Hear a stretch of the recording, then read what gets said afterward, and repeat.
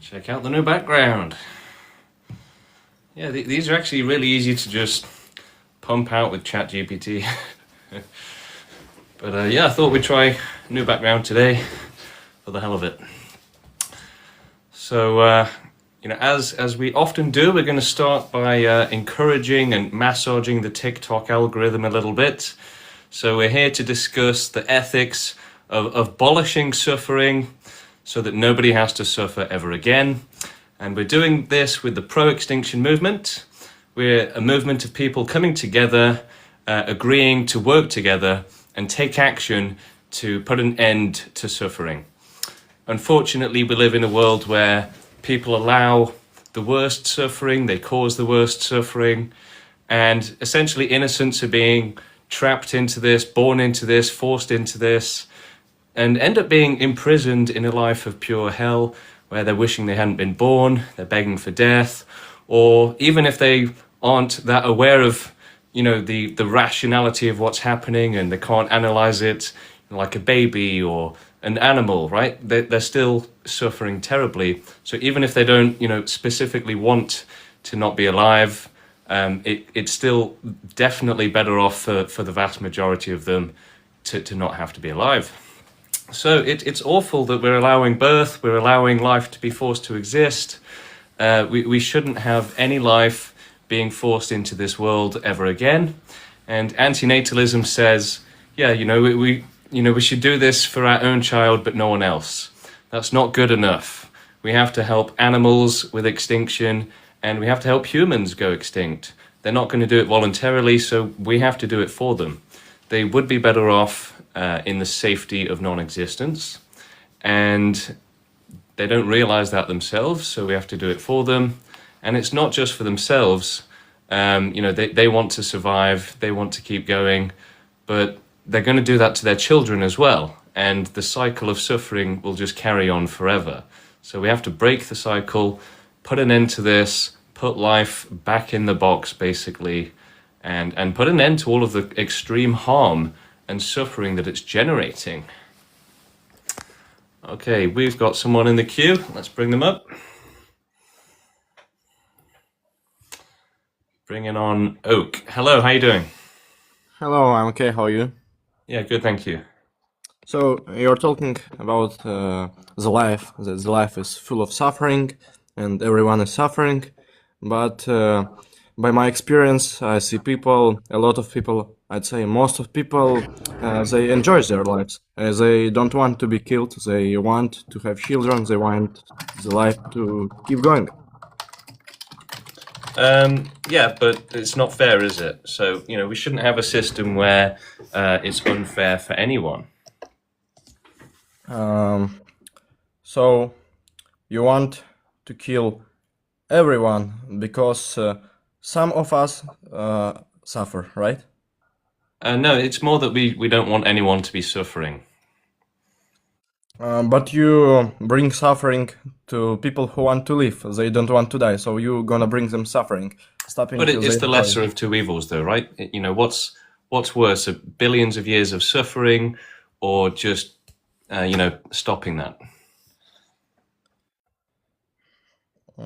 This billions of years of suffering is not suffering. Like Really? What do you mean? yeah, it's not suffering. How do you know? That's just a stupid thing to say. Some people they do suffer, obviously, but most of people enjoy their lives. And you wanna? So you don't care about those that suffer. You would just let them suffer. I care about myself. You don't care. Yeah, you don't care about a fair system. You don't care if it's incredibly unfair and wrong. You don't care. Yeah, I do care if someone Well, it suffers. doesn't sound like you care. Maybe, You're maybe saying that's I fine. want to help, but you can ask any person maybe who live in a country where there is a war, who suffer. None of them wanna die because Well, if that's people, not true. Lots of them do. if You people can't actually, say that, right? That's just simply not true. You're making things up. You're not if living in the people, real world. if people actually wanted to die, they would do the things they would do. You understand? No, it doesn't work like that. It's Why? actually much more difficult than. It's not a simple decision. You're not living in the real world. Uh, I think I do. No, you obviously don't. You know, a baby can't, unalive itself. Children can't do that. Animals can't do that. Disabled people can't do that. People, imprisoned can't do that very easily. You're not living in the real world where you think that everyone can just do it like that. That's just Animals, simply not real. You're not living in the real world. animals actually do it. There is So yeah, some thank you, Oak. But situations. we've established that you're living on a different planet. So we'll let you have conversations with, Martians or whatever other aliens you're living with, because you're obviously not on planet Earth. To say that everyone that doesn't want to be alive, they just click their fingers and boom, poof, it's done. Not living in reality. If you really think that, then you are extremely ignorant, like unbelievably ignorant, like absurdly, cartoonishly ignorant, I would say. Yeah, you should read about it. You should educate yourself on why suicide is not only difficult, but it's actually impossible for the vast majority of sufferers. Most animals cannot simply do themselves in. Most people can't do it. Even if you desperately want to, most people can't do it. It's not as simple as just jumping off of a bridge. It's much more difficult than that. It's basically impossible to bring yourself to do that for most people, even if they want to. And honestly, the fact that people don't understand that is truly disappointing. Okay, we're going to bring a troll onto the stream now, so we might have some fireworks. Guten Tag. Guten Tag. So I have a question because you said, obviously you're right, because if there's no life, there can't be any suffering. But you have to have the assumption that that there is nothing like beyond death, like death is like, and everything is over. But you can't know that, Well, we know that when people's, personality changes or their opinion changes, that it's due to the physical stuff in the brain. So there's no magic going on. That's really, it's only people that don't understand the world, don't have the capacity to understand the world, that believe in magic. I don't believe in magic. I don't believe in God, but I'm not entirely sure that there's nothing after death. And also, the quantum physicist, Heisenberg, Yeah. he said, if you take a sip from the, it's hard to translate from German. It's a quote from him, and he said, if you take a sip from the drink of science, the first sip makes you atheist, but at the bottom of the cup awaits God. But I'm not like That's I'm cringe. not. That's just I'm not. cringe. Yeah, but that's what he said, and he's a Well, I quantum don't care about him. physicist. He was obviously an And idiot. also, I also have another. I talked to you about the eye pain I have, the chronic neuropathic pain, and I have a lot of suffering. And also, I forgot totally because you always say babies suffer. There are a lot of babies that suffer, and they can't do anything about it. Yeah. I myself, I had a heart infection of a virus in the hospital as a newborn. And I suffered a lot as a baby. I had horrible, horrible pain. The doctors didn't know what to do. I only know this because my parents told me and showed me photos. Right. I was almost dying, like I was on the edge of dying. And I was in pain for weeks and weeks. And I can't remember. So I'm the proof that I know what you're saying next will be like, oh, so you want babies to suffer? No, of course not. But I'm a baby, like a former baby who suffered and was in a lot of pain. And so I don't remember the pain. And if just because you don't remember it doesn't mean you didn't experience it though. Yes, but what's the difference? I obviously was. Well, the difference is that you did experience it. Yes, and I probably have some kind of trauma from it, like underlying trauma. I don't know. But before I had the chronic eye pain, I had a pretty good life. I was happy. So it is possible to suffer as a baby and still have a good life, you know? Yeah, but if you'd have died as a baby, then it would have just been pointless suffering, right? And yet that But is every happening to suffering many. is pointless, you know? Yeah, Or maybe not, maybe giving birth and right. But my labor point pain. is that we have to think of those who do suffer the worst and who don't, survive and go on to have a happy life. So, it's easy to ignore them, but yeah, But it's wrong to do that. you know, you remind me of people who talk in the name of like black people, white people who say, "Oh my God, this is racism, this is bad." But yourself, I don't know how much you obviously suffer a You bit. I don't don't know. have to be a sufferer yourself to speak out against suffering. But I'm the one suffering, and I'm the very top suffering because I'm looking for assisted suicide. You know, I'm in a mental hospital at the moment, and I just had a talk to doctor about assisted suicide, and I don't agree that my suffering is like I would still grant other people to have a good life. You know, I feel it's like a bit of jealousy or Well, something. you're not able to think about the other sufferers, basically. So it's not about my Yes, suffering or no, our that's not suffering. true. It's about That's not those who true. are suffering terribly. No, that's not true. I have a lot of contact with other people with chronic debilitating pain, and still these people see a sense in life, like a Right, meaning but to life. again, you're just flat out ignoring those who don't. No, because I'm one of them. What the fuck? No, I am one of you're them. saying they see the sense in continuing I to don't live. see any sense Right? in life, You're to be not honest, speaking anymore. up for those who don't see the But sense. You're ignoring them. You're denying their existence and their But experience. I'm the one. I'm one of them because I don't care. see I don't any care. sense It in doesn't life. give you the right to deny their existence and their But experience. I'm one of them. But I'm one of them. Okay, that's it. You're finished. You're out of here. Okay. Look, it doesn't care if you're a sufferer.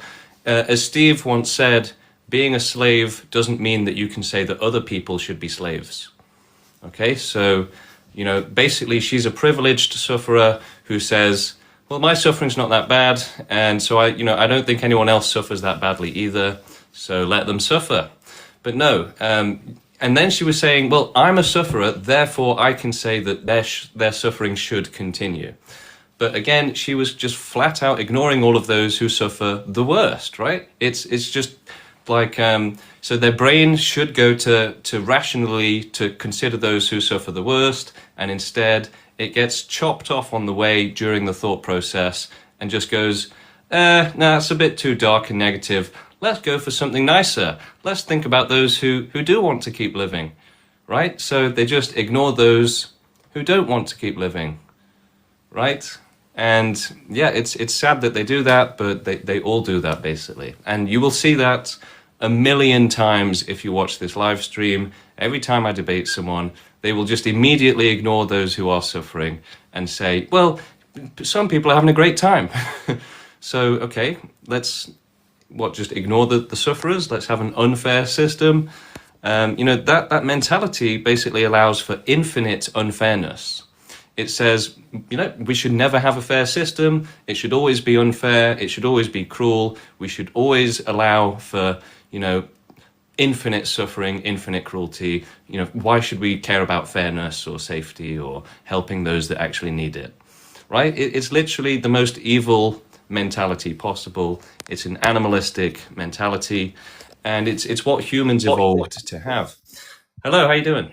Yo, how are you, James? How you doing today? Yeah, good, thank you. I came across your page last night, and before I went to sleep, I was just scrolling through it, and I don't know if it's satire or not. Is this like genuine? It's real. Yeah, suffering is pretty serious, dude. So, Okay. No, I'd agree. But from just listening to what you've saying before, it seems like, from what the last guest was saying, it seems like you were negating the fact that there are people out there who do genuinely enjoy life. So what do you do with them people? Like, I'd say I'm a young man. Like, I'm in my early 20s. I'm only starting my life out. Like, I'm enjoying it. I have stuff planned up that I have stuff that I'm going to do in the summer. Dreams and aspirations I want to live up to. But I think it'd be kind of unfair if my life just got, completely like taken away from me without a choice.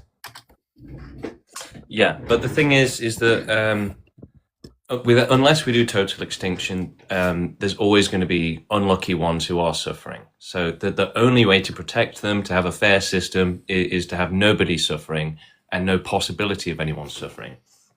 You have really nice eyes, by the way. Thank you. They're kind of captivating. But anyways, what was I saying? They look like marbles. Sorry, sorry. What was I saying? But there is a fact that people out there who do enjoy life. I enjoy life. I really like my life. But do you think it's possible that something could happen to you where it's so bad that it makes it so that your life you would have been better off not being born? no. No, you don't think that's even possible? Well, it is possible, but Right. So hasn't that's the happened to problem. me. That's the problem. So unless we do total extinction, that's going to keep happening. And you can say, no, it won't happen to me, or I don't care about those who it does happen to. But it is going to happen, and it is unacceptable for yourself and for anyone else who it happens to. So, in your perfect scenario, would the people who are, happy in life, would they just like willingly euthanize themselves or what? Well, we need humanity to continue for at least a few hundred years while we do animal extinction. So we don't want any humans coming into any harm anytime soon. But in the distant future, it would be ideal if everyone cooperated. But if they don't, then we're going to have to enforce it. You have to enforce safety from suffering. Otherwise, innocents will suffer, basically. Yeah, that kind of seems totalitarianism a little bit when you. Yeah, it should be get into it. totalitarian, right? Because the alternative is to allow innocents to suffer terribly. But again, that's just negating the people who do enjoy life. I Yeah, understand. yeah, Well, exactly. listen, But no, the no, no. thing I is, get your point. I get your you point. if we go with what you're saying and what you're suggesting, negating the happy ones, right? But if we allow the happy ones, then we're allowing infinite suffering and infinite cruelty. It's just not acceptable. But I'd say it's making me suffer to, end my life prematurely if I didn't want it. Yeah, Then. but you're not going to suffer anything like those who are really suffering, or like you could be suffering, which it will be protecting you from. You couldn't say that. Suffering Yeah, and we pain is can. We subjective. absolutely can. We It's can it's say that it's absolutely. We subjective. can say that suffering is extreme and it's terrible and Oh it no, can be no, it is, unbearable. it is. But to each person, it's unique and subjective to the own individual No, it doesn't person. work like that. You're limiting it in your imagination. You're being optimistic about it. It's much worse in potential than you're giving it credit for. No, let me substantiate what I'm saying. So, like, by me saying that pain and suffering is, uh, unique to each person, is like some people take pain and suffering different to the person. Like, let's just say, for example, the loss of a loved one. Some people might grieve and turn to drugs or alcohol. Other people might turn to faith. Other people might pick up an activity. Other people might just break But it down. doesn't matter. It doesn't matter. Unless you do total extinction, then suffering will continue. They'll reproduce, they'll suffer themselves, right? So nobody is actually asked to be here. So that's already something that needs to be undone. And nobody is asked to be in all of the extreme, unacceptable danger that they've been placed into by being brought into this world. So that needs to be corrected as well. And yeah, people are incapable of truly understanding that they are better off not existing instead of being in unlimited danger, basically. So, I mean, the reward for existing and exposing yourself to unlimited danger is very little. It's very shallow, and it's not worth it when you could end up trapped in a life of pure hell for 100 years or something like that. Maybe that's for you to say, but I think I No, see no, no. It's no. The thing is, unless we do this, it's always going to happen. It's always going to be unfair. So it's not for me to say. It's just a fact that unless we do this, innocents will suffer terribly and in an unacceptable way. But again, this whole thing with it being fair and unfair, where do you derive this this rule from? What has Well, to be? it's obvious, isn't it? What a system where nobody is begging for death. But that's not the reality we live in, Yeah, so we should change it. And your best thought was to end all life No, to protect life from suffering, basically. Yeah. by ending it. Well, if life is in the most dangerous conditions possible, then preventing it from being forced into that is a good thing, right? The absence of life in the most extreme, dangerous conditions possible is a good thing. I'm genuinely curious, like, what like made you come to this? Like, you seem young enough, like probably in your early 30s or younger than that. What made you have this view on life, where everything needs to go, for it to be the best for, Yeah, well, everything. most people aren't really thinking about the world. They're just thinking about themselves. Most people aren't thinking about what's right and what's wrong, what the world should look like. Most people aren't thinking about ethics and morality and things like this. So it's only people who are actually looking into this stuff that realize, yeah, this is unacceptable. The only right thing is to help the sufferers instead of to let them suffer terribly so that some can have fun at their expense. Yeah, that sounds terribly selfish to me. So it says help the suffering. So the idea of nobody suffering terribly so that you can have fun, that sounds selfish. No, it Well, sounds selfish. no, that's selfish of you. You want to have fun at the expense of others suffering. That's selfish. And you want to end suffering at the expense of stopping people who enjoy life. That's So selfish. you would let some people be tortured so that some can have a little bit of shallow fun. And you And you think would- that's selfless, do you?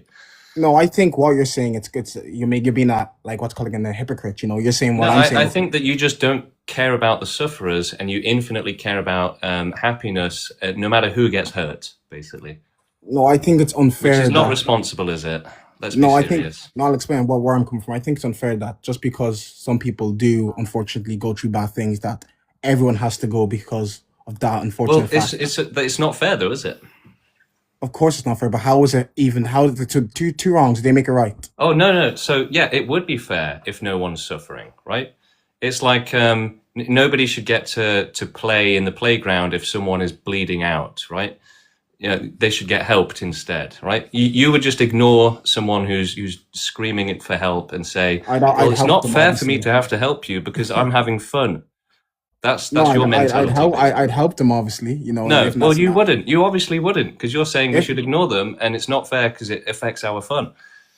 If me helping them resorts to me having to, give up my own life, then no, I wouldn't do that. Yeah, so exactly, you're not capable of doing the right thing. And that makes me you're selfish. limited in how good of a person you can be, and the limit is your selfishness, right? So you put yourself first above everyone else. That's the problem. That's why you can't understand what's right and wrong, because you're not open to doing what's right. So that makes me selfish that I don't want to unalive myself because. Well, But it if does if there's no cause in the world that you would give your life for, if there's no amount of Oh, there moral is causes. obligation There that is you causes, accept, I if there's no amount of children screaming for help that you would help, sacrifice yourself for, then yeah, absolutely, that is selfish, right? If there's no amount of moral obligation that could compel you to give something up, You didn't then ask me yeah, that question. then that's selfish, absolutely. You didn't ask me that question. You just asked me pertaining to if in this scenario that you're asking about people suffering, I'd give my life up for Christ. I'm a Catholic, so that's stuff I believe in. But for your scenario, no, I wouldn't. Just because a few people suffer, I wouldn't give my life up because of that. I enjoy my life. I cherish it. Yeah, so you would basically, if you were in heaven and an innocent person was in hell being tortured, you would say, and you could give your heaven up to save them from hell. You wouldn't do it, right? You would say, yeah, you're innocent, you're being tortured, you don't deserve this, but I'm having fun and that's more important. That's your mentality. That's disanalogous because innocent. No, people it's not. don't go- It's really not. It is. Let me please. how? Innocent people don't go to hell, so it's. Yes, they do. disanalogous. Yes, they absolutely do. Right? They go to hell on this planet all the time. Oh, okay. See, now this is what I mean. Now you're conflating. All right, that's it. You're finished, Bob. You're out of here. Okay, innocent people do suffer terribly, and if you can't even understand a hypothetical, like using hell to describe Earth, if you think we're talking about the real hell because that's just beyond your capability to understand, then I'm afraid the conversation's over. The limit of your intelligence has been reached, which is what we do on this show. We bring people on and then finish them off. Hello, how you doing? Yo, I'm good. What's good? Yeah, good, man. I I think your point is really interesting. Like, there's a part of me that's like, when I see your videos, I'm like, are you like 100% on this, or is it like it's kind of a bit like you obviously No, understand the 100%. basis of your moral 100%. framework? Look, the suffering in this world is 100% serious. It's 100% unacceptable. So yeah, we 100% have to do something about it. So I've actually thought about this. Like when I first saw your content and I followed you, I was thinking about it a bit. And first of all, I think the most like the basis of this argument is reliant on the assumption that suffering has more moral worth than happiness. And I'd just like to question you on like where the framework for this assumption in your understanding and your logic comes from. Yeah, so suffering does have infinite weight over happiness. So, yeah, we would absolutely cause total extinction, even just for one life form, basically. So, there's no amount of happiness that can justify suffering. Happiness is completely optional, it's unnecessary, it doesn't need to exist, there's no moral urgency, there's no need for it, whereas safety from suffering is urgently needed. And suffering is far too terrible and extreme to allow for the sake of something unnecessary like happiness. So yeah, suffering is the most important thing. Safety comes first, and yeah, we should absolutely have a fair world where no one is being tortured and begging for death, right? Would you rather have a world where people are begging for death or where they're not begging for death? It's obvious, isn't it? Well, like as I feel like I'm in between. Like I don't really have a stance for or against, but like obviously, most of us in the way we're socialized will have some kind of like gut visceral reaction to, like of discomfort to the notion of total mass extinction. Some people would make claims to nature like life is persistent, like we as living beings have the urge to live, like that's kind of our basal urge, and so we should follow that naturally, but then we don't have any logical framework for that. But I don't know, man. Sometimes I have a little bit of hope for humanity, and it might be selfish, but I feel Yeah, like people just if have no society empathy for could the sufferers, progress. basically. They just don't care about them. That's the problem. If you did actually care about the sufferers, you would understand that their suffering is absolutely unacceptable and that it should be abolished immediately. Not to what's the logical fallacy where you target someone's character instead of their point? Ad hominem? What's Yeah, not to ad hominem, but like you say suffering has more um moral value than happiness. But other than promoting this extinction movement, what do you do in your personal life to like support people who are going through suffering due to the fact that the extinction movement hasn't been fully realized yet? Well, yeah, doing the extinction activism is helping basically, right? It's making it possible to help, basically countless life forms, right? A number that has quite literally like over 100 zeros after it. That's how many life forms, if not more, many more, will benefit from extinctionism. So, it's a lot more that Okay. you can help in your day-to-day life. But I mean, like, it is like the chances of like the world like going through with this extinction movement, like as much as it may be your ideals, like it isn't an idea most people would Yeah, hop so we onto. have to So change like, that basically.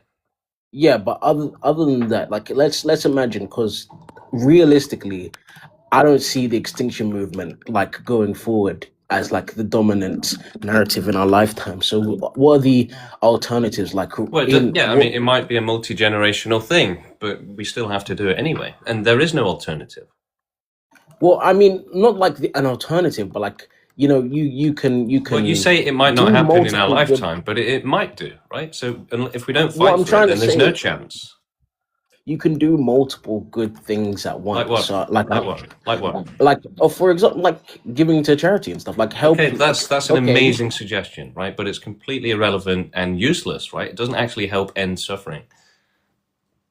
but It's a waste of it like time, a waste of money.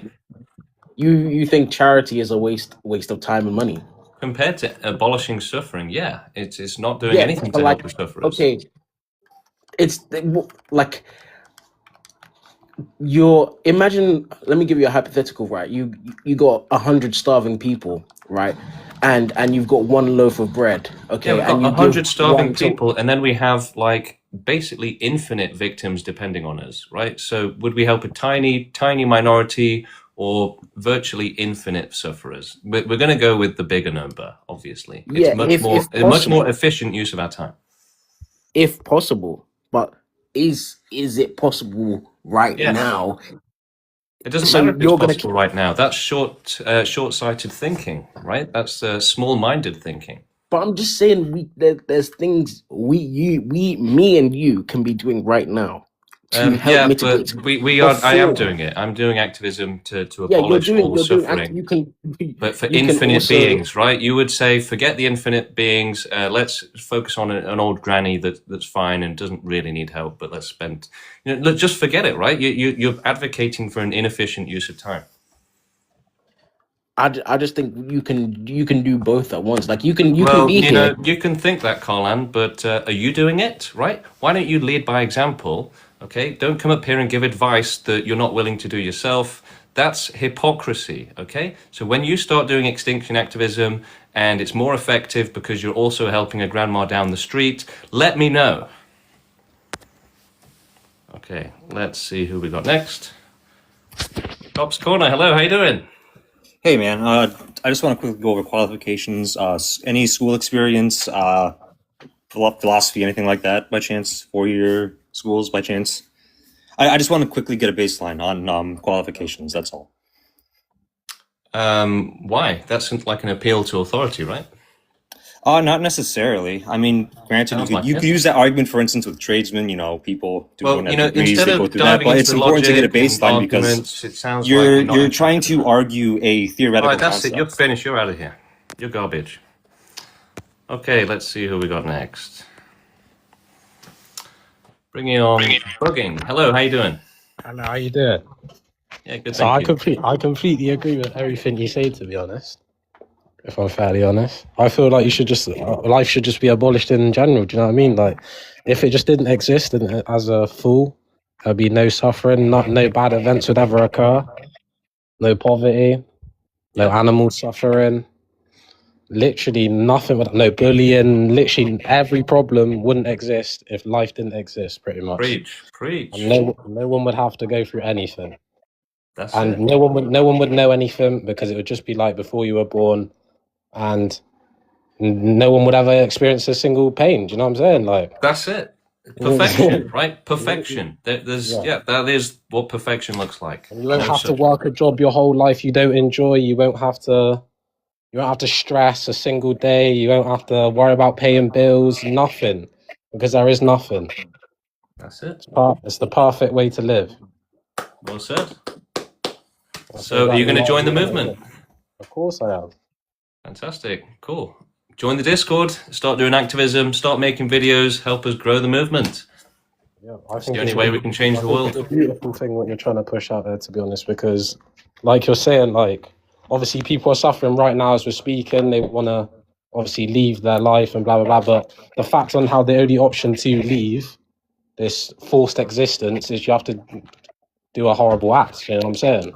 Yeah, that could go wrong. You could end up disabled. And realistically, no one realistically wants to kill themselves. It's just they see nothing better for themselves. So if there was nothing to exist in the first place, no one would ever be put into positions to get cancer, to go to hospital, get stabbed, get raped. Nothing would happen because there would be nothing, and that's the perfect existence. Yes. And there'd be no crime, nothing. Do you know what I'm saying? No racism, absolutely nothing. So that's how I view it. No homelessness as well. You know what I'm saying? The list goes on. The list can go on for centuries. You need to start live streaming. I'll send you this background, and you can start doing this as well. I think people would listen to you. Yeah, I will. Because Yeah, do I'm exactly on the exact page as you, and like obviously I'm trying to push it out as well. I've already joined the WhatsApp. Nice. And yeah. Are you in the Discord as well? Yeah, I need to join that now. But yeah. Yeah, the Discord is the best place to be, I'd say. The WhatsApp as well, but the Discord's where lots of stuff. And another point I also have to add to is life can also be seen as a pointless thing in general, because everything comes to an end at one stage. So you go through this whole process to not even keep everything you obtain throughout the life. So it's all just a bit bullshit in one way. And you're forced into this bullshit, and it's like, really? The thing is, nature is by default the worst conditions. So we're living in an undeveloped world. We're still in nature, basically. We're not completely out of the woods yet, right? So we're still not very civilized, and essentially life is still in the worst conditions, like terrible conditions. So, if we lived in heaven and a paradise, then it'd be different. But we live in shockingly bad conditions. That's exactly how I view it. And again, there's also the religions. There's multiple religions, which do you know what I mean? That then causes controversy. If nothing existed, there would literally be nothing to controverse over. No one would get stabbed. No one would get shot. No presidents would be getting their ears nearly shot off and all this bull crap. No twin towers would be getting blown up. Yep.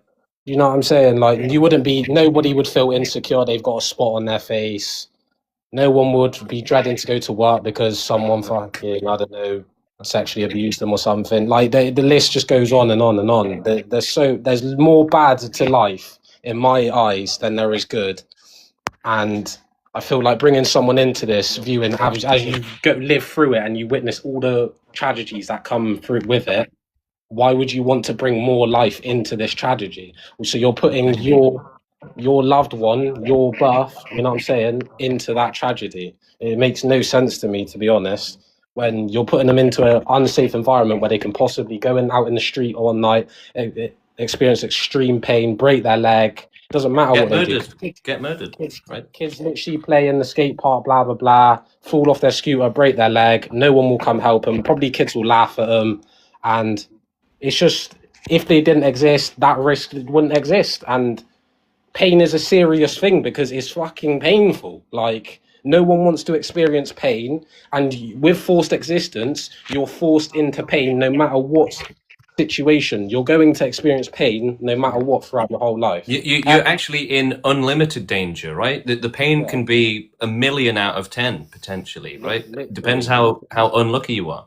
How many things that can possibly happen to the human body, or any events, like anything can happen with the environment. A tree can land on you, like just horrible things. Like if life was so beautiful, death wouldn't be such a thing, ideally, would it? It would just be like a lovely, painless, free, joyful time. But we're all on track to be stuck in a bed with dementia and not knowing where we are, who we are, screaming in pain, and being denied euthanasia, denied suicide, just being made to suffer terribly for years and years at the end of our life. Whether it's cancer or Alzheimer's, it's going to be horrible. I don't know what's the outcome after your death as well, because I'm not being funny. Yes, I would say I'm a Christian, but there's times where I don't believe in God because I'm thinking, well, there's multiple religions, there's all of this suffering. Life is low-key not a good time for majority of people. Like, people claim their lives are all brilliant and this and that, but if you look around, like, it's just zombies, you know what I mean? Like, yeah. Bugging, thank you for coming on. We're going to move on to another guest now, but absolutely, it's good to see more people waking up and seeing the world for what it is. A meat grinder, a bloodbath, right? Just a horror show. Why should we keep the horror show going? We should shut down the carnival, shut down the horror show, shut down the arena. Hello, how you doing? Yeah, I'm good, thanks. Yeah, just a couple of questions about your prompt. Yeah. When it says forcefully, what do you mean by that? How are you going to force this mass extinction? Well, for animals, it would be euthanasia. And for humans, it would also be euthanasia. Yeah, but how are you going to force that? It says forcefully. Well, you do it as a government, basically, as an authority, and just carry it out, basically, as fast as possible. Wouldn't be optional. Just the quickest relief from suffering and exposure to suffering possible. So maybe gassing and then cremating. Is that what you're thinking of? Potentially, yeah. So it's the same principle as the final solution. Is that what you're No, thinking because of? that wasn't about extinction. That's a different thing. No. I'm talking about the method. I'm not talking about the goal. So the method would be you would gas somebody and then cremate them. Do you think not that's necessarily right? gas, but maybe? Okay, but that's what I'm saying. You would unalive the person and then just stick them into. Does that sound shocking to you? Does that sound a bit ugly to you? It's not that it's ugly. It's just that you use the word forcefully, which implies that most people wouldn't do it voluntarily. Well, suffering is forced onto life I'm not saying it's not. I'm not talking about what your aims of this is for. I'm talking about what the actual act is. So by using the word forcefully, you're admitting either that nobody's going to want to do this, or it has to be done in such a way to ensure that it is done to achieve your goals. So how are you going to do this forcefully? You know, like we still have to, you know, perfect the methods and the strategy, but that can wait till the future. It's not really necessary to come up with a strict plan for that just yet. But, so it will be done forcefully and as quick as possible. If that can wait till the future, why are you using the word forcefully now? So that people understand the logic of that it has to be done. No, the logic doesn't require force, does it? Yes, it does. You're just saying in the absence of life. Safety requires force, right? In the same way that the police use force. You're just saying in the absence of life, suffering will end. Yeah. That's the logic. Yeah. Well, yeah, obviously. The forceful bit is how you with that logic? No, I don't disagree with that logic, but the forcefully bit is you are admitting that the methods required are not going to be voluntarily. That's so correct. People aren't going to do it. Yeah, so but life isn't voluntary, right? Life forces innocents to exist without their consent, right? So we have to do the same thing to put it back. You're saying that life isn't voluntary. So nobody chooses to be born. As a human being, you're an accident. Nobody chooses to be born. And it's not about that, though, is it? It's about the choice of the people who are creating life. They voluntarily choose to create life. And you're saying it's because they've been programmed by nature to do that, right? It makes a difference. It does. There are two individuals. They can't make responsible decisions. We have to do it for them. No, they are making a responsible decision. No, they're not. They're absolutely. How can you say that? Okay. Right? How can you say that Becky down the street having 10 kids is making responsible decisions? That's responsible for her. How do you know she's not a multimillionaire? Well, it's not responsible for the kids, is it? To force them into unlimited danger. Why is it not? How do you know they're in unlimited danger? That's a presupposition on your behalf. Well, so you don't think they're in unlimited danger? You don't think they're one car accident away from becoming crippled? They're also 80 odd years of blissful life away from enjoying a happy and trouble-free life. But you're ignoring the danger. The converse of any argument is so what about the danger? It doesn't matter? It makes a difference. The converse of any argument is how does it not make any difference? Because if you are in a dangerous life, everyone is. Everyone is. But equally, everybody has the potential of having a happy and safe life. It's right, equally but that's true. not fair on those who don't. It's equally true.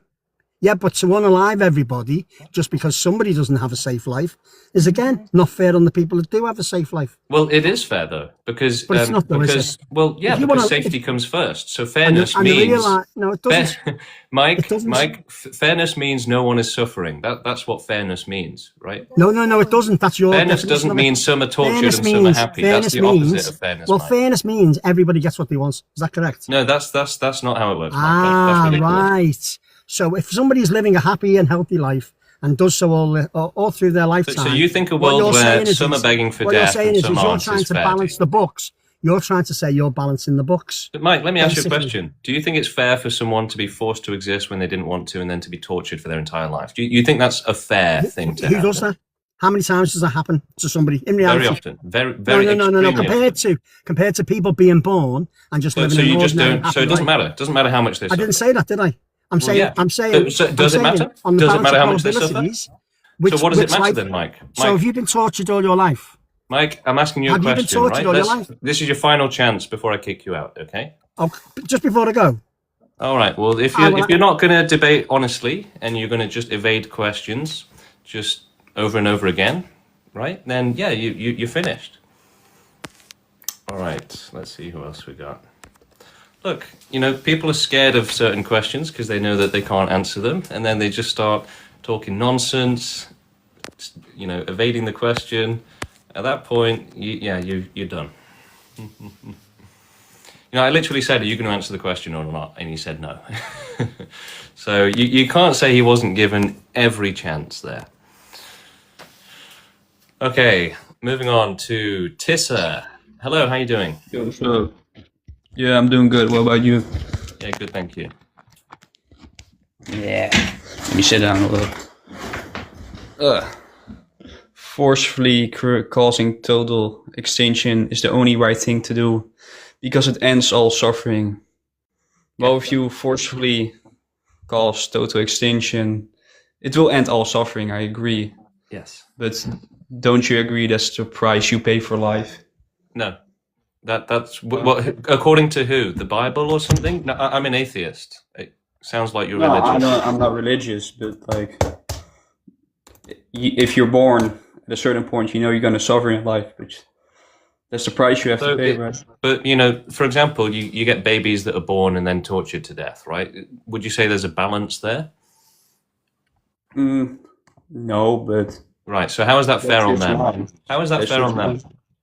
I mean, life isn't fair. You can't really change it. So why can't you change it? I mean, seeing as an individual... sounds like you've got nothing of interest to say there, really. You're just pulling things out of your behind. You're not really thinking about what you're saying properly, and your opinions are weak and shallow. Hello, how you doing? How you doing? And also sorry if I'm taking a long time to talk. I may pause for a few seconds. I'm also using a text-to-speech Bexus. My voice is ugly. Because your voice is ugly. Okay. Do you have a question for us?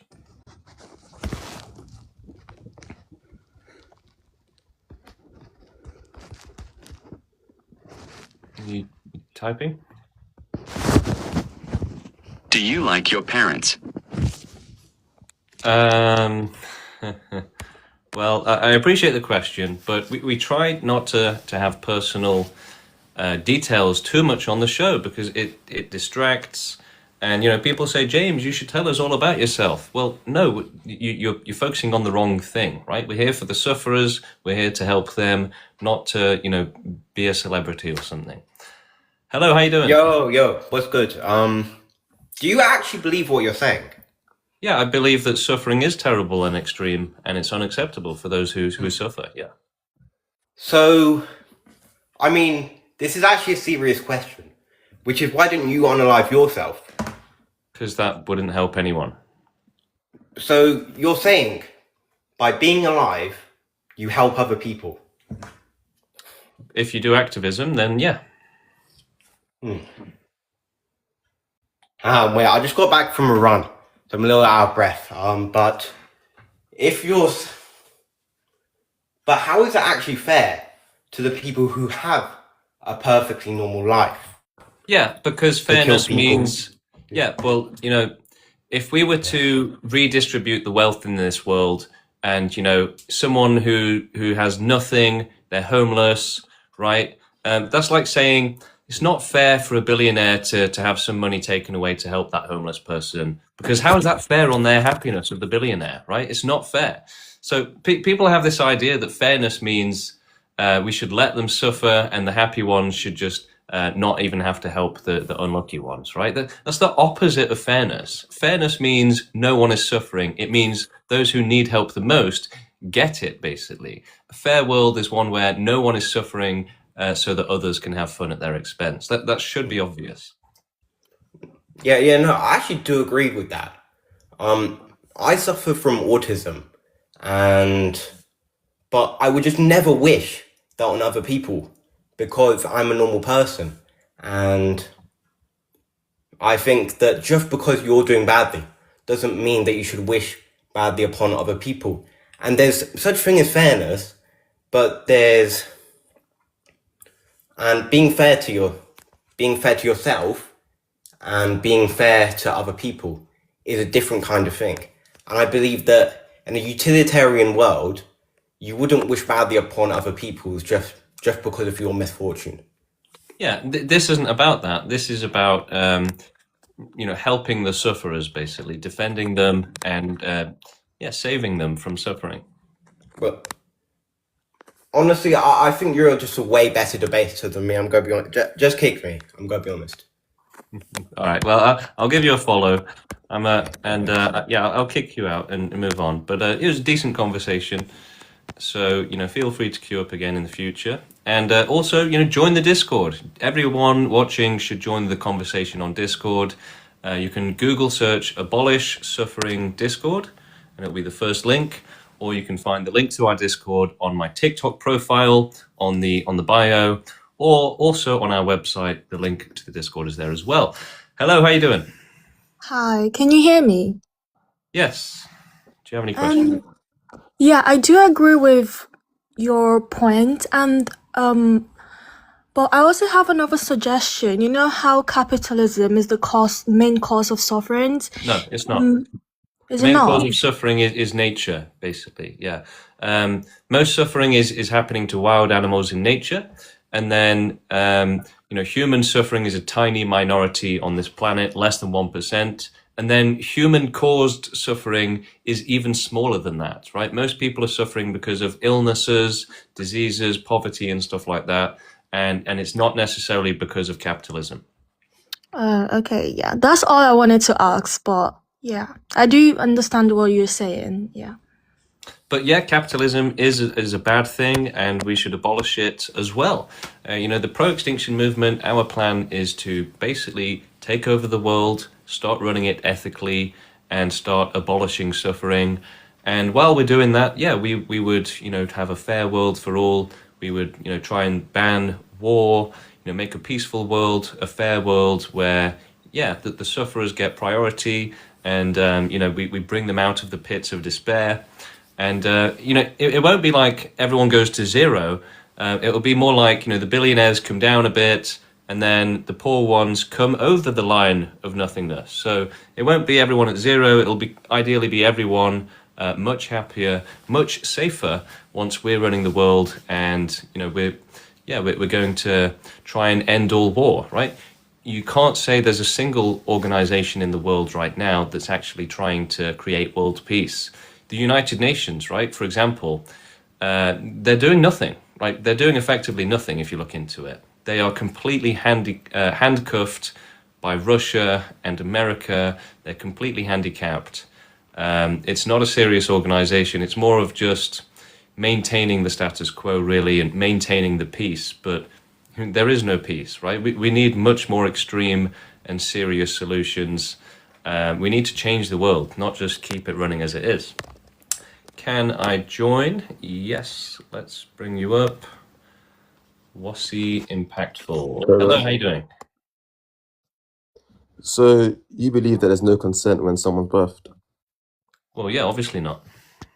So then where's the consent given when you're going to forcefully cause extinction, total extinction? Well, just as it's not there when you're born, it won't be there for extinction either. But how does that make that fair for me if I say to you that I don't give you consent to cause extinction because I'd be part of that, same as everyone else watching this live? It's fair because it's a universal system. It has to apply to everyone, basically. The only way to achieve a safe world for everyone is with total extinction. So that's the only fair thing for everyone. It's fair because that's what you believe. But I don't think everyone else believes that. How does it make it fair? I mean, look, in the same way that if you did wealth distribution, a billionaire would suffer, they would suffer, right? But this is the same thing as that, right? So it is fair. But when you're comparing a billionaire to someone, you're basically a billionaire saying, "Don't tax me." No, you can't compare that because billionaires. You can. It's privilege. It's unnecessary privilege, and you're saying it's more important than others being tortured, right? It's exactly like billionaires saying, "Yeah, that the poor should suffer and I should be rich." It's the exact same thing. It's not though, because it is. The billionaire is not going to completely suffer, but then someone being killed is going to suffer more than a billionaire losing money. So if you're going to talk about suffering, there's clearly more suffering. Someone being tortured, right? Yeah, that should never happen. And you having, more pizza and more Netflix is unnecessary. So we're going to take away your pizza and your Netflix, and we're going to help the sufferers. That's fine. I have no problem with that. There you go. So but here's the thing: if I was a billionaire and I had to give 500 million to help charity, I would happily do it. I don't have a problem with that. Well, they're not doing it. Yeah, but not just because you take away money from a billionaire. And you've also said that you wouldn't give up your life if it meant helping others. So I said I wouldn't. That's wrong. That's wrong. I said I would. I said I would give if. Okay. Wait, do you mean? I thought you said you were against it. No. I thought you meant if I give something, like if I had to give money, or if I had to take away my. The thing is, we should be willing to give up our lives to help the sufferers. Wait, can you explain to me how me committing suicide is going to help someone? Well, firstly, we wouldn't ask you to do that. But yeah, it will help because you can't end suffering without total extinction, right? You have to make the species go extinct, otherwise it continues on and suffering continues forevermore. You do realize even if humanity is gone, suffering's still gonna happen, right? So do you mean extinction of everything, every species, everything. the whole entire everything. planet, everything. the whole entire planet? Yeah. Yeah, but like you need to suffer in order to live. That's just how life is. Yeah, yes, so we should stop that. We should change it. Get rid of it. Yeah, but the only way to change it is to end life completely. So yeah, that's what we're gonna do. That's what we're gonna do. So then you must think there's no meaning to life then. That's right. So then why are you here right now? What's your meaning to life right now? What are you even on alive for? Well, I'm doing activism to abolish all suffering for everyone. Okay, I've got a question. So if this fails, are you going to commit suicide? Well, it can't fail. How would it fail? Well, it can definitely fail because I'm showing you right now that I don't agree with what your Well, yeah, but lots are. of other people do, and lots of other people don't. So what's going to happen? Well, hypothetically, so what? If some people don't agree, then I should just give up now. That's genius. No, right? I'm saying hypothetically, let's say in 20 years, your plan has clearly failed, not going to work. What do you mean? How is that going to happen? That's not possible. That's not. Why is it not possible? Because you believe that? Because the plan is to just grow the movement until it happens. So there's no way that can fail. But there's no guarantee it's going to be successful. Well, yeah, but only a coward would rely on a guarantee of success. A coward. Yeah, but we're talking about we're saying if it does fail. Someone who doesn't have the courage to do the right thing ever. Basically. You're avoiding to answer the question. What are you going to do if it fails? Well, can you explain what it would look like? How would growing? Yeah, let me explain to you. So your movement, you have about maybe 30% of the population that's joined it, and you're left with the rest of the population that they're not. We would just keep fighting. Agree. You know, there's no failure point there. It would just keep going. It wouldn't keep going. Why not? Because then the rest of the population might show some resistance, and that resistance will lead in some of your followers. Okay, well, it would just keep going on, right? Well, no, because even if they wiped everyone out, extinctionists would still be born, and it would just they would. But what my point is, so where's this failure point? Yeah, but the point is there's a higher possibility of you failing than you being successful because you're gonna have to deal with most of the world that's going. So we shouldn't even try to help, is what you're saying. No, majority of the world's going to disagree with your point, and that's always going to happen no matter what you think. That's the way it's always been. Like when they brought in women's rights and they tried to abolish slavery, the majority disagreed. So you would be there saying don't bother fighting against slavery. It's never going to change. That's what you would. So we're comparing sexism and oppressing women to total extinction. How is that even a good comparison? What are you talking about? Well, it's a great comparison because extinction is about a massive amount of suffering. It's an extremely relevant and urgent thing. Okay, by this logic, even more relevant. So when we extinct mammoths, did we do them a favor then? Well, if you extinct one species of animals, it just gets replaced by another. And that's not what the question was. Do you think we've done them a favor? Yes or no? Well, no, you don't understand. It's life. If there's several species, it doesn't make sense to say, well, did the mammoths get favored? Right? No, there's just life of different species. Yeah, right? but the mammoths are not suffering anymore because you said that if they live, they suffer. They're not suffering. So did we not do them a favor? Well, you're making the mistake of thinking that one life form that it wouldn't get replaced by another. That the species itself matters. It doesn't, right? So you still got animals, right? If they're not born as mammoths, they'll just be born as something else. Well, it wouldn't be the same mammoth. It wouldn't. The okay, well, this is getting really boring now, so we're going to move on to someone else. Okay, go and read about mammoths if that's what you really think is interesting. Hello, how you doing? Hey, good morning. Doing good. How are you? Good, thank you. Well, I guess I shouldn't say good morning. I'm not sure we are.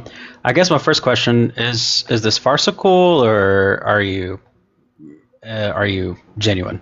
It's genuine. Yeah, it's a real movement. There's lots of people in it, and suffering is serious. Suffering is terrible. So yeah, it should be abolished.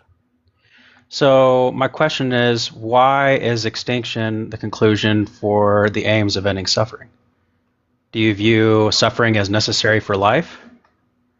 Well, yeah, suffering is a necessary part of sentience, right? There's not that many sentient life Are you forms. arguing that from a biological standpoint or from a philosophical? I mean, that's an assertion, but I'm not sure I necessarily yeah, agree. it's a biological fact, right? So, hunger, for example, it compels you to eat so that you survive, right? Pain helps you learn and to protect yourself. So, yeah, obviously suffering is an important part. And, how did we reach this conclusion? Well, Sure, go ahead. the world is full of terrible suffering. And if you want to help the world and do the right thing and have a fair world, then that means a world where no one is suffering terribly. And the only way to achieve that is with total extinction, because essentially we don't have magic, right? We don't have a way to make every last ant in nature invincible and super happy and safe from accidents and disasters like earthquakes. It's never going to happen. Whereas non-existence is very easy to do. It's the furthest thing from magic, right? It is super easy. So extinction is the only realistic way to end suffering and to abolish it. So you think that the existence of suffering makes the deletion of all life the important answer? Yeah, because if you don't do that, then you have infinite suffering, right? You have infinite amount of suffering and infinite severity of suffering as well. It's allowing life to just exist in unfair conditions that it doesn't deserve to exist in, extremely harsh and terrible conditions, right? So life doesn't deserve to exist in that, and it's only been forced into it by nature, essentially, which doesn't know what it's doing. It's just a tragic natural phenomenon, basically. So we need to. So of course, life is the direct result of nature, at least in my worldview. Do you think that if we're going to sit here and say, well, we can't defy nature to mitigate, if not in every possible ends? I think I agree with you. I don't think it's possible to completely get rid of suffering. Even in an idealistic. It is possible. So with extinction. Well, let me caveat that it is not possible to eliminate suffering if there is a conscious mind. Let's put it there. Yeah. That being the case, right, it doesn't mean that it's not possible to mitigate suffering. And my question is, let's say we did mitigate suffering. And I guess two questions I kind of want to pose is if we did mitigate, or why is the aim not mitigating suffering, but simply the complete elimination? Because you wouldn't mitigate slavery, you would just abolish it, right? Imagine if during the Civil War in America they said, actually, let's not end slavery, let's just reduce it by 10%. That is actually exactly what they said. I don't know how much. So I'm American. I know a lot about American slavery. Yeah, of course that's what they said, but they didn't end up doing it. They said, no, that's unacceptable. They did say that's unacceptable, but not. It's actually a really fascinating some topic. selfish people said, let's keep the slavery going, and we should just put pillows instead of banning it. And there was a lot of suffering that had to happen, and good came out of that suffering. It was terrible, but we progressed, right, as a people. And I think that the whole idea that, let's just kill everything, right, since we can't make it perfect. So your progression is more important than the suffering of the slaves, basically. I didn't say it was more important. You're saying that we should glorify their suffering because a lot of good came out of it. That's a slave owner mentality, right? I take really. I contest that. I have a hard problem. Abuser mentality. I'm not glorifying the suffering of an abuser. I'm glorifying people who are willing to make sacrifices and suffer to reduce suffering for other people. The slaves made sacrifices for us, did they? Yeah, You should look up. Yeah, slavery is a good thing. Slavery is a good thing. No, and I'm being honest with you. I'm trying to accurately represent your ideas and your arguments. I'd appreciate it if you did the same for me. I'm not saying that. What I'm saying is that I'm pointing out the things that you're actually saying, which you don't even realize you're saying. No, I said people make sacrifices. You extended that to say that slaves made sacrifices. Slaves made sacrifices. About slavery, so how about as if all of the slaves decided to do it before we derail this to an argument around slavery? I'll complete my thought. You're done. Okay. As I've said a million times, this is the same pattern, okay? People come on the show, they sound relatively normal, and then by the time I've kicked them out, and the reason I kick them out is because they've exhausted their capacity for rationality. And, you push them on extinction hard enough, they start saying crazy things. So, the slaves sacrificed themselves for our good, right? Only an insane person would say that, right? But humans are insane, okay? And if you push them on rationality hard enough, they can't do it. So it exceeds their capacity, and they start to say more and more insane things. So that's why I kick people out. It's because they've reached the limit. They're embarrassing themselves at that point. Okay, the slaves sacrificed themselves for us. Like, come on, get out of here. All right, let's see who's next. A lot of people in the queue, so we're going to start from the bottom of the queue, work our way up, and maybe invite 2 or 3 people in, because probably not going to get everyone accepting. So I've invited 3 people from the bottom of the queue. Let's go for 4. Yeah, we're trying to get everyone up at this point. So if you're in the queue, if you're at the bottom of the queue, you should be getting invited right now. There's some ghosts in the queue that we have to get through, but let's see who else. Yeah, so spamming that queue. Hello. We are. Oh shit, voice crack. I'm out. You're out? Okay, fair enough. Let's see who else we got. All right. Only in Enfield, Crunt and Bunt. That's a cool name. Hello. Hello. How's it going? All right. I have a few questions. Is this more of a like an anti-natalist thing, or are you advocating for like a nuclear extinction event? No, not a nuclear extinction event. Nuclear bombs are physically incapable of causing extinction. It's not possible. So Really? we need a much more thorough extinction, and it will most likely be organized, structured, bit by bit. So we start with animals while removing our dependence on them, and then remove the animals, and then research how to prevent life developing on planets and in the universe, and try to provide safety. In the universe? Yeah. And then once humanity's done everything it can do, that's when we make humanity go forcefully extinct. And we can potentially pass on the job to AI and robots who can carry on the sterilization of the universe after we're gone. Okay, so we got a lot of work to do. We gotta stick around for a long time before we carry any of this out. Yeah. Animals will suffer for billions of years if we don't. Yeah, you don't think if we become technologically advanced enough to wipe out life across the universe, we might be technologically advanced to allow it to continue without suffering or with minimal suffering? No, the thing is that life shouldn't exist in just for the sake of it, and we shouldn't just accept whatever nature spits out, basically. So, nature is the opposite of intelligence. It's the absence of intelligence. So what nature produces is by default bad, pretty much most of the time, because it's done without any care, without any thinking, right? So it's literally the worst conditions, the worst results possible. So, if we find life on another planet, we should assume it's probably going to suffer, or that it might suffer, and we should help it.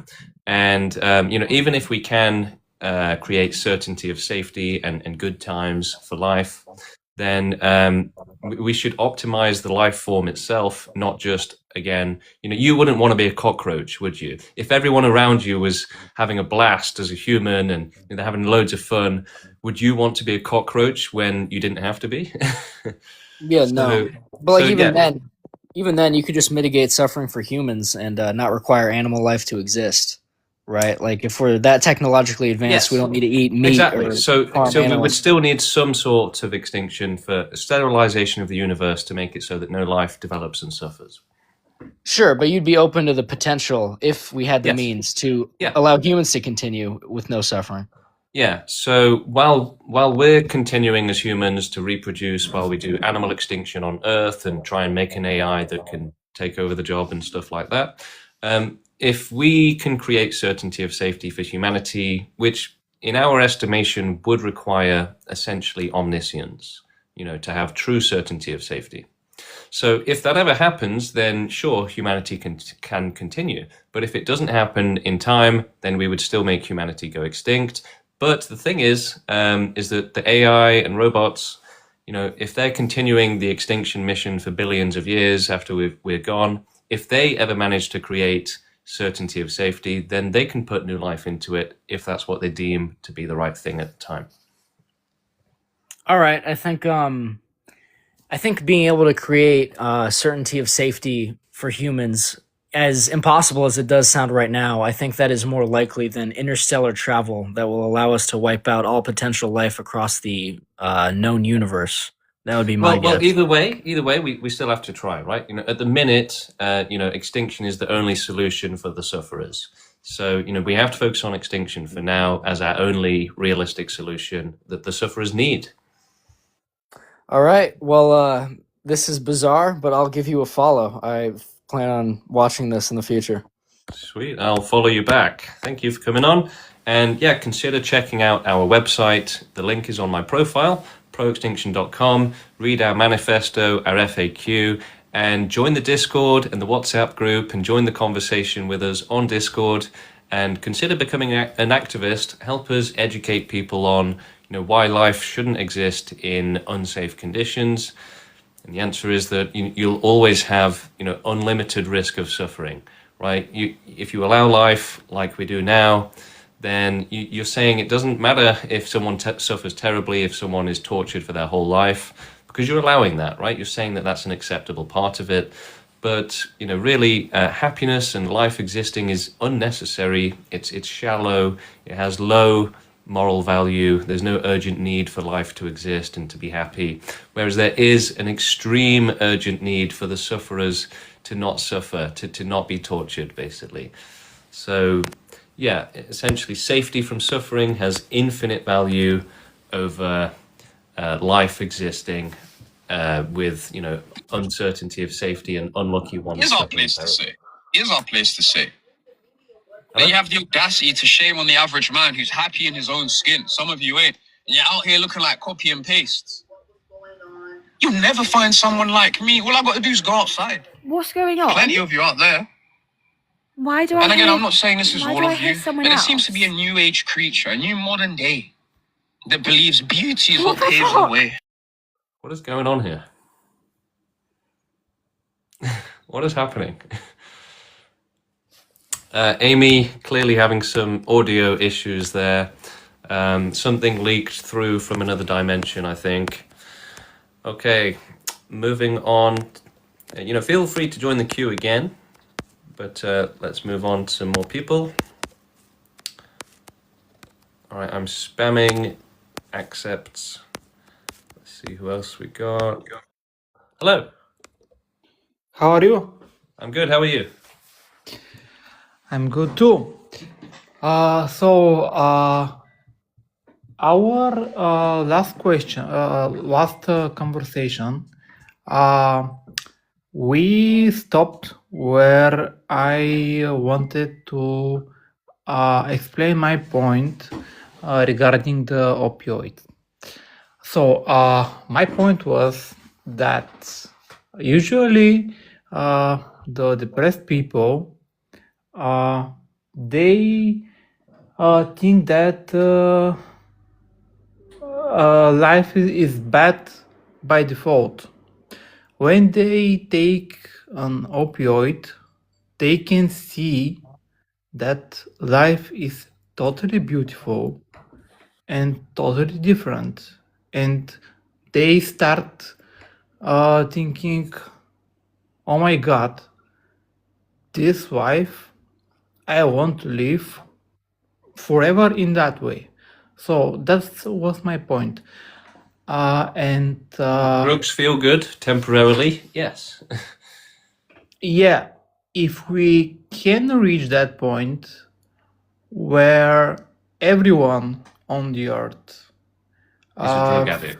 feel that great, don't feel any pain, any depression, what about then? Should we fight for Extinction. Got it. Okay, good question. So the thing is, even if everyone is happy, okay, if everyone is having a great time, every last human, like you said, if there's still a risk of it going wrong, then it's not acceptable, right? It can still go terribly wrong. So life should never exist without certainty of safety, because you are exposing it to unlimited danger, right? There are dangers in this world, things that can happen to you and to me and to anyone that are so bad that it's basically beyond comprehension. Until you're suffering it yourself, you can't even understand how bad it is. And so we just ignore those dangers until it does happen to us. So no, being blind to danger and saying that uncertainty of safety is acceptable, no. It puts yourself in risk and puts everyone else in risk. There's just no need for it. It's just unnecessary. Okay, bringing up Finn. Finn, next. Hello. Hello. How you doing? I'm doing pretty good. I'm like kind of confused on like where did this come from? Like when did you start thinking like this?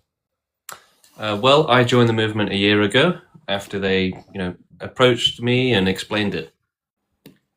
As soon as they said we're trying to end all suffering, I basically said, how can I help? Okay, I get that. But what about the people who are happy? Like the people who enjoy living? Yeah, but it's not fair, is it? I guess you mean like it's not fair on the people that are suffering? Yeah. So to remove say it was half the people suffering, you would have to remove half of the people on the earth, but then the other half would be fine. Would you let the other half live, or would you want to extinct the other half as well? Well, they're still going to reproduce and create more suffering, so that's not realistic. So you're saying that life is suffering. So any form of life, you're going to suffer. You're in risk of suffering, yeah. Have you suffered? You're in unlimited risk of suffering. Have you yourself suffered? Yeah, I think most people have at some point. And is that why you've went with the movement? No, it's because it's about understanding the world basically, and how it works, and understanding that actually, extinction is the only right thing. Ending suffering is the only right thing to do, and it is possible. And yeah, we should do it. Are you more based on like human suffering or animal suffering? Because you mentioned animal before. All of it. It all has to go. So, do you think there's like a purpose that we've been put on this earth? No. You think that it's just all an accident? Yeah, it's just nature. But just a tragic natural phenomenon that we need to undo. So you would be happy dying? Yeah. That's being crazy. safe, right? Well, look, think about it this way. I'm only one car accident away from being trapped as a quadriplegic with brain damage and chronic pain for the next 50 years with no access to euthanasia. So, yeah, I'd rather not be in that danger constantly and all of the other dangers. Okay, yeah, actually, I get that. That's a good point. But, can you imagine actually being trapped as a quadriplegic for 50 years? Like, would you not want to avoid that? I would, but I feel like if you were, you'd have family that would probably help you in getting rid of that. So you're optimistic about the life of a quadriplegic? You think it's pretty good? No, I'm saying if you were, then I feel like even without access to euthanasia, you could get other. I'm not going to say it on live because you might get banned, but like there's other forms of getting rid of that. Right, but not everyone has access to that, right? You're essentially, pointing to a situation where that situation goes better than worse, and you're ignoring the worse off situations, right? So you're making the mistake of thinking that all situations will turn out well, but no, they'll probably won't, basically. Yeah, I get that. So what's the ideal Earth for you? Just no one existing and just nature? No nature, right? Because we have to do prevention of evolution and life again, right? So, the most sterile universe possible, basically. That's the ideal. That's crazy. What if there's other life out there as well? Would you want rid of them? Yeah, we should do that as well, and we can pass that job on to AI and robots most likely. So they'll have billions of years to just keep doing it after we've gone. So you want to get rid of human life, but in replacement have AI? Well, yeah, ideally something that can, take on the job from us without having to suffer and just keep providing safety for the universe. Sterilization. That is crazy. Safety, though, right? It's providing safety. But yeah, I mean, it's essentially mastering nature in order to prevent it from generating more pointless suffering. Okay, well, I'm confused on how you would ever think like that. I think it's quite depressing. Well, the thing is that we actually care about those who are suffering terribly and, begging for death, right? And we know that they'd be better off not experiencing that, and that it's the only important thing in the world is to help them, right? There's nothing more important than life, and there's nothing more important than helping those who need the help the most. All right, well, I've not got much else to say because you're not going to change your point of view, and I just think it's crazy.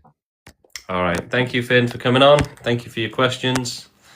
But as I like to say, if you don't have any further counter arguments, then maybe it's you that's wrong, right? If you can't really raise a single word against the end of all suffering, then maybe the end of all suffering is the right thing. Okay, getting back to the queue. Got more people in the queue. Bringing someone on now. Hello, how you doing? Hello, how are you doing? I'm good, thank you. It's really weird to be here. I've been looking at your debates, and you're quite respectful. I have to say, I thought that was, really nice of you. There's a few things which I don't understand about your Yeah, make sure you don't switch app, otherwise it will cut you off. So yeah, what are your questions? I was written down some notes, but so one of them is on the suffering, right? And you were comparing human suffering to that of a cockroach, but cockroaches don't have the same capacity to suffer like humans do. No, the cockroach thing. Firstly, they might be able to suffer, right? So they don't deserve that. And secondly, my point was that we shouldn't allow life to exist just for the sake of it, right? That's what most people do at the minute. They say, "Oh, don't touch, let the cockroach be," right? But what if it's a bad experience, and what if it could be a better experience?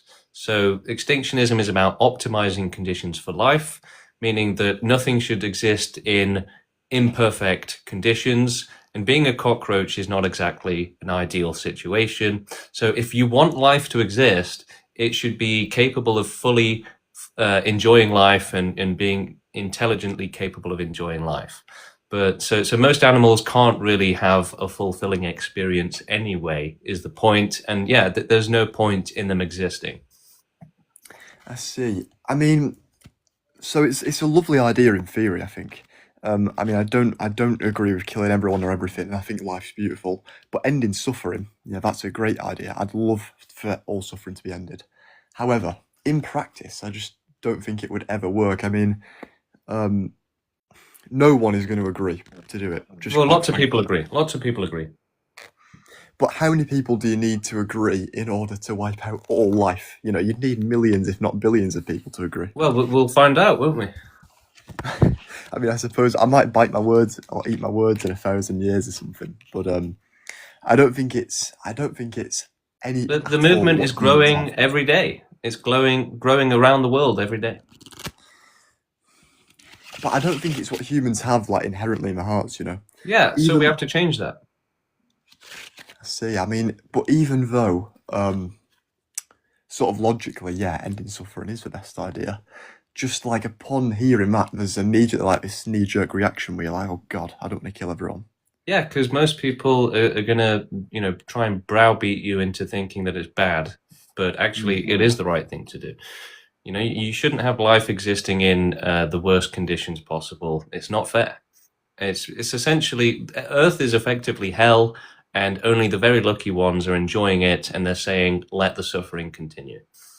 Right, I see. Well, I mean, there's a 7% chance you're born in Europe, isn't there? That's pretty low. And if you're born in Europe, you'll probably have quite a nice life. But even then... No, the chance is actually much lower than that, because you could be born as a wild animal, right? If you factor that in, then yeah, you'd just be an ant, wouldn't you? That's the most likely thing. Yeah. But I think even ants can have fulfilling lives. They're much less intelligent than we are. So like, collecting a leaf, they're like, yeah, that's sound. So, but my point is that mentality allows for infinite suffering. It says, let's just ignore the suffering, no matter how many suffer and no matter how badly they suffer. That we should just never ever consider it ever. Okay, hang on. Let me think of something to say to this. I have to. How often do you do these debates? Every day. You must have heard every single argument before then, eh? To be fair, people do still ask unique questions. Yeah, a lot of questions get repeated, but sometimes even if it's a similar question, it comes from a different angle. So we still get a lot of different answers coming out. Right. So yeah, here's what I'd like to ask: do you not think that I'd be right in assuming that the end goal of this pro-extinction stuff is to end all suffering, right? Yeah. And the method you're doing that is by making all life no longer life, right? Yeah. But do you not think there'd be other methods? Because if there were other methods of doing this, I'd almost certainly, I'd be right on board, but I just could not get behind anything which involves killing things. But life already kills things, so why would you be behind that, which is the bigger killer, right? Extinction kills far fewer than life kills, right? Life will just keep on killing unless we stop it. That's a brilliant point, but I think that life kills things in a more natural way. If we were to go through and eradicate all life, it would be like another Holocaust. What I mean? But the thing is that the victims don't care if it's natural or not, right? The victims don't care if you punched them or if they got cancer, right? The suffering is still the same. You don't suffer less just because of the type of suffering. Right. And I suppose a lot of that suffering and some of the worst suffering is brought on by humans, isn't it? A tiny minority. Most suffering is just wild animals in nature, starving, killing each other. And then most human suffering is also caused by nature, illnesses, anxiety, aging. And then the amount of suffering caused by humans is just minuscule, basically. It's negligible. Right. The amount might be low, but the quality of the suffering caused by humans, you have to admit, is pretty horrific, isn't it? Well, you say that, but we're not getting eaten alive, right? Whereas most animals do. No, very true. So how many people are part of this movement then? We've got somewhere between 50 and 100 people right now. That's a fair amount, to be fair. For how new it is. Is it new, this movement? It started about 3 years ago, and I joined 12 months ago. Right. God. Yeah, one last thing. So, if you could find another way to eradicate extinction, so if you were as a species, I've heard you talk about this omniscient type of being, or AI, which could, help eradicate all suffering and all life. Why wouldn't that being, or why wouldn't we, like such a technologically advanced society, why wouldn't we eradicate suffering in a different way? Well, maybe we would, but the thing is that we have to always prioritize the sufferers. So essentially, reduction of suffering has infinite urgency over happiness existing. So basically, think of it like this: we can either do extinction and help those who are begging for death today, or we can let them keep begging for death for thousands of years and suffering pointlessly while we try to create more pleasure and see if it will maybe spill over and help them, right? So it's unethical to just let them suffer so that we can have more happiness, basically. Well, so look, if the AI can ever do certainty of safety and put life into it, then that's fine. So our plan allows for that. It covers that and infinitely, basically. So if we're going extinct and animals go extinct and we pass on the continued mission to AI, it has billions of years to keep preventing suffering, and if it ever finds a way to do it without extinction, which is just as effective for helping the sufferers, then it can do it. See. So what if we sort of loosen laws on euthanasia, okay? And we allow, that was more commonplace, so that suffering could be, dwelled. Euthanasia is not going to end all suffering, basically, and it's unethical to do it that way as well, because you still you're still saying it's fine for, child abusers to have kids. You're still saying it's fine for animals to suffer. And, it's too little too late, right? Prevention is infinitely more ethical than treatment. Okay. However, and you're very good at this, I have to say. And but I feel as if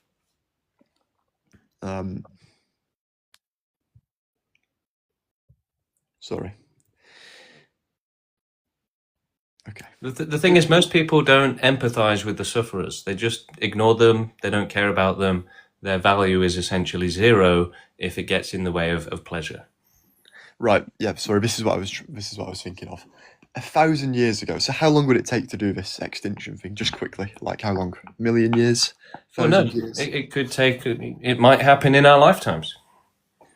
I mean, okay, but I think that we can both agree that's unlikely. Well, it's possible though. It's possible, but it's unlikely. And in the time it would take to eradicate suffering, so let's say it's going to be 200, 300 years in the future, we cannot sit here right now and we can't even guess as to what it'll look like then. We can't begin to guess as to what 200, 300, let alone 1,000 or 200,000 years in the future would look like, because of the rate at which technology is developing. I mean, I'm sure you'll know that there's almost no way we can predict what would happen.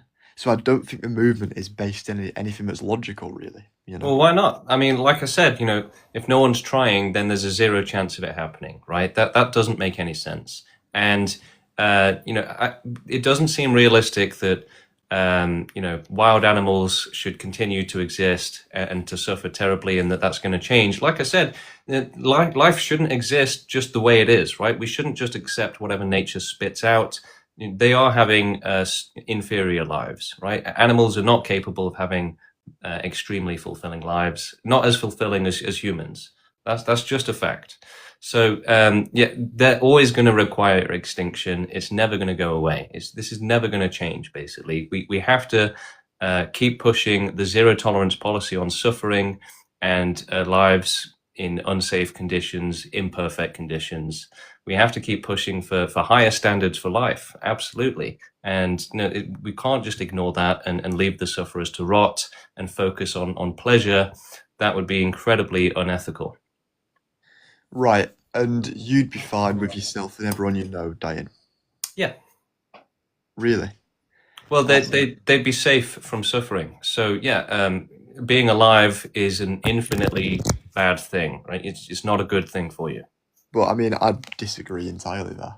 But humans like yourself are not capable of making responsible decisions or informed decisions when it comes to humans like myself aren't capable of making responsible or informed decisions, what makes you the one who's able to make a responsible or informed decision on humanity's extinction? Because, I mean, ultimately you aren't. Well, so extinctionists, and again, I didn't start this movement, but extinctionists have a higher capacity for rationality and empathy. So it means that we can actually make those responsible decisions. Whereas Becky down the street having 10 kids, half of whom end up, dying or with depression, that's not a responsible decision. But, okay. I'm just trying to think if I've got anything else to say. I feel like a lot of people in this chat.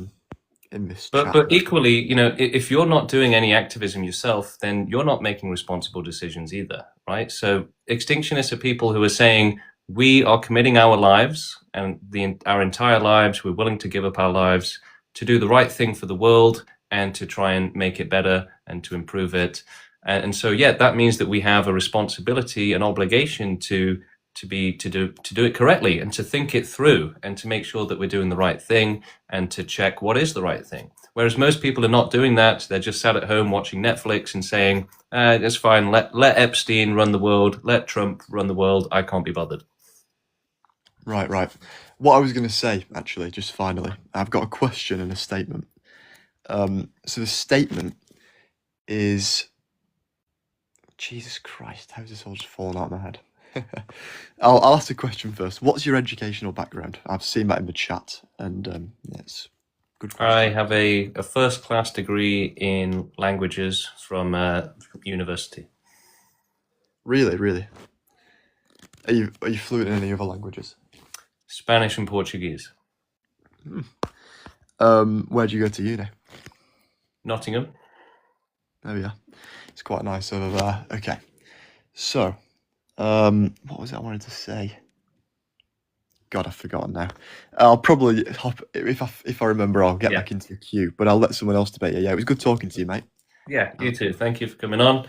And as always, consider reading our manifesto and our frequently asked questions page on the website. And join us on Discord. Join the conversation there. All right, let's see who else we have in the queue. Let's see. Is this going to be a spicy one? Or are they going to be a supporter? Are they going to be sane or insane? Hello. Hello. How are you doing? Yeah, I just have a few questions. Okay. So what measures are you taking to forcefully cause this? We're growing the movement to make it possible. Right. What exactly does that entail? So we have to grow the movement with peaceful activism until we have enough people to change the world, make it against suffering, and start running the world ethically, so that we can start carrying out total extinction.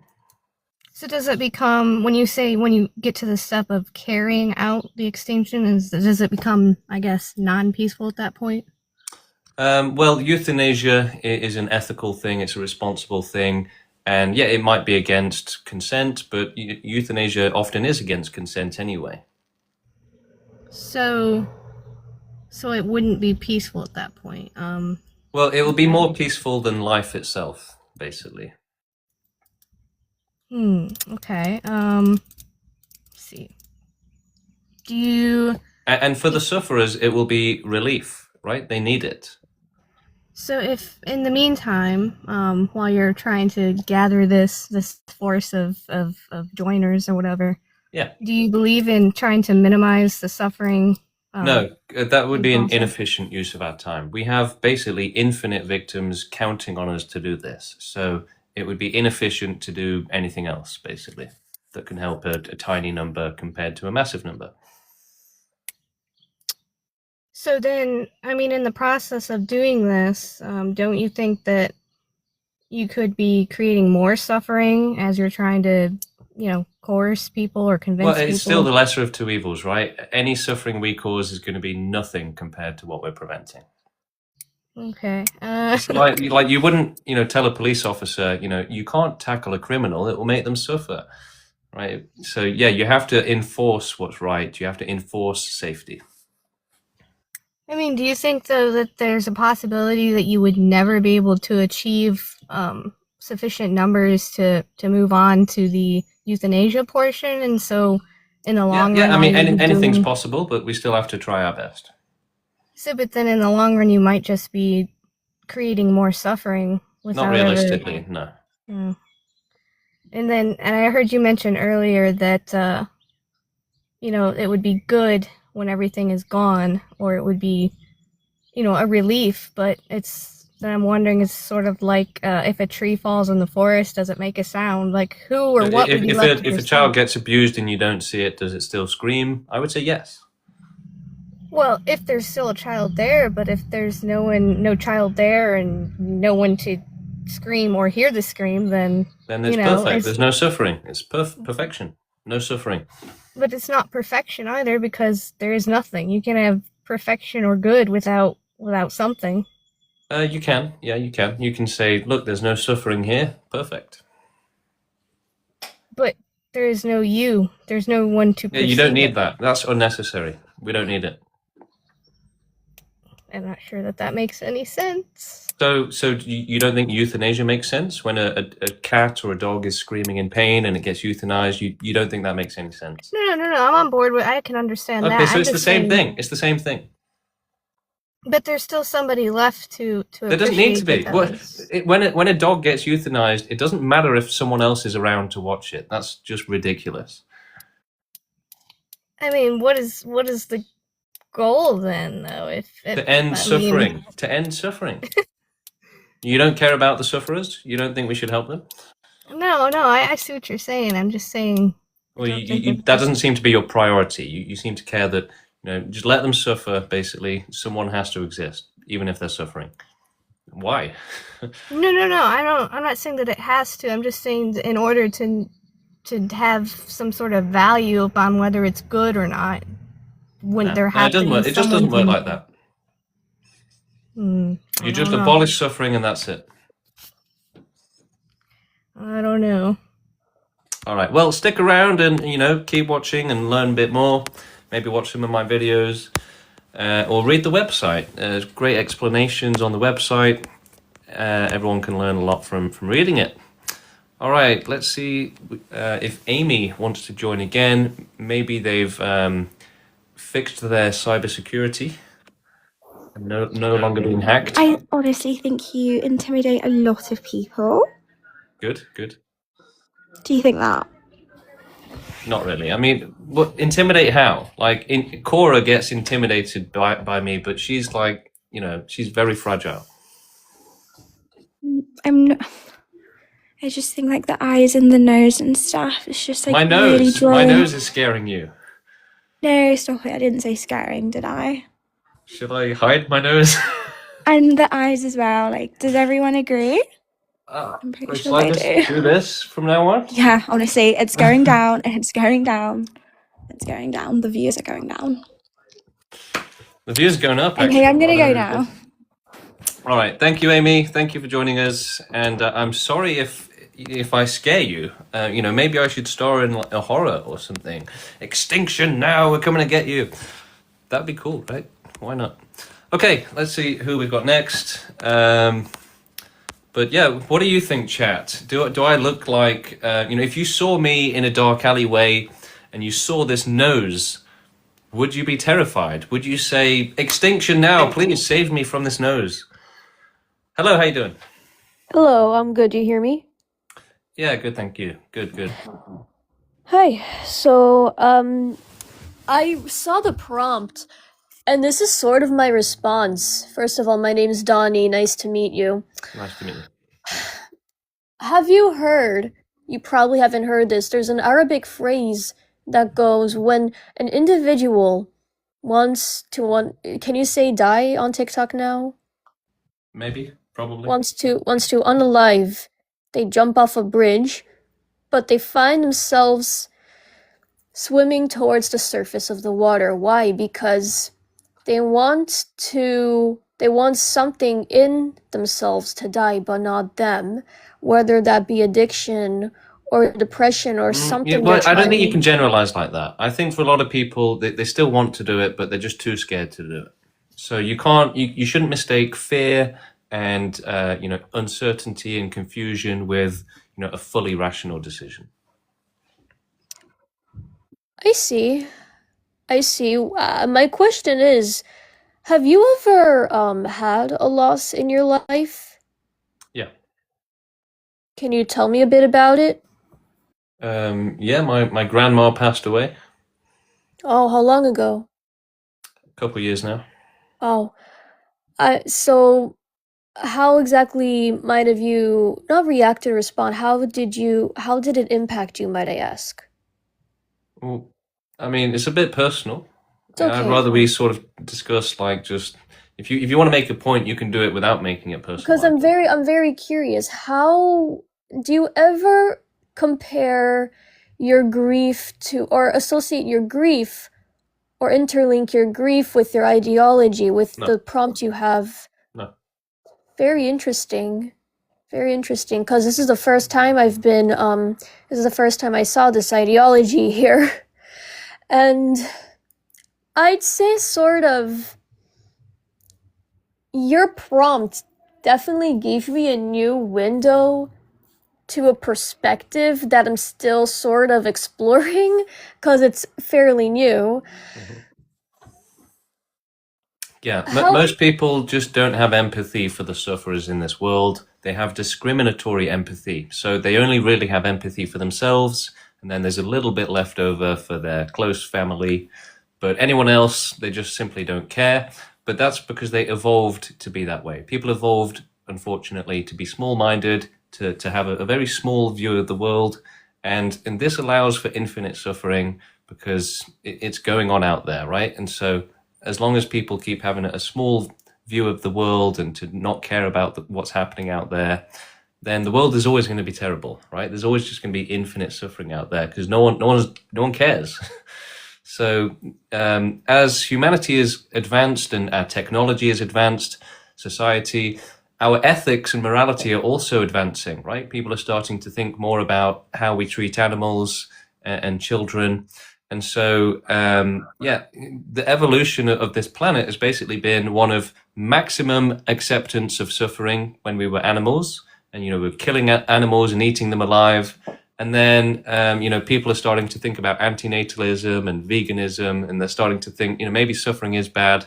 And then eventually the pro-extinction movement started 3 years ago to say, all suffering is bad and we should stop it all, basically.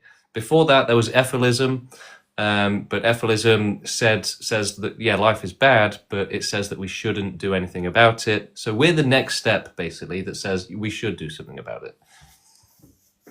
Would you say that the ideology is a lot about biology and the environment? Yeah, but it's also about making sure that life doesn't exist without certainty of safety. And so that's the standard that life deserves, certainty of safety. And in this world, that's not currently possible or realistic. You would require omniscience to do that, to say, I know for a fact that this will never go wrong. It's impossible for it to go wrong. So until that exists, which it may never exist, we have to take life out of terrible conditions, basically, and make sure that no one is suffering. I just thought of something very interesting as you were telling me about that. This was my thought process.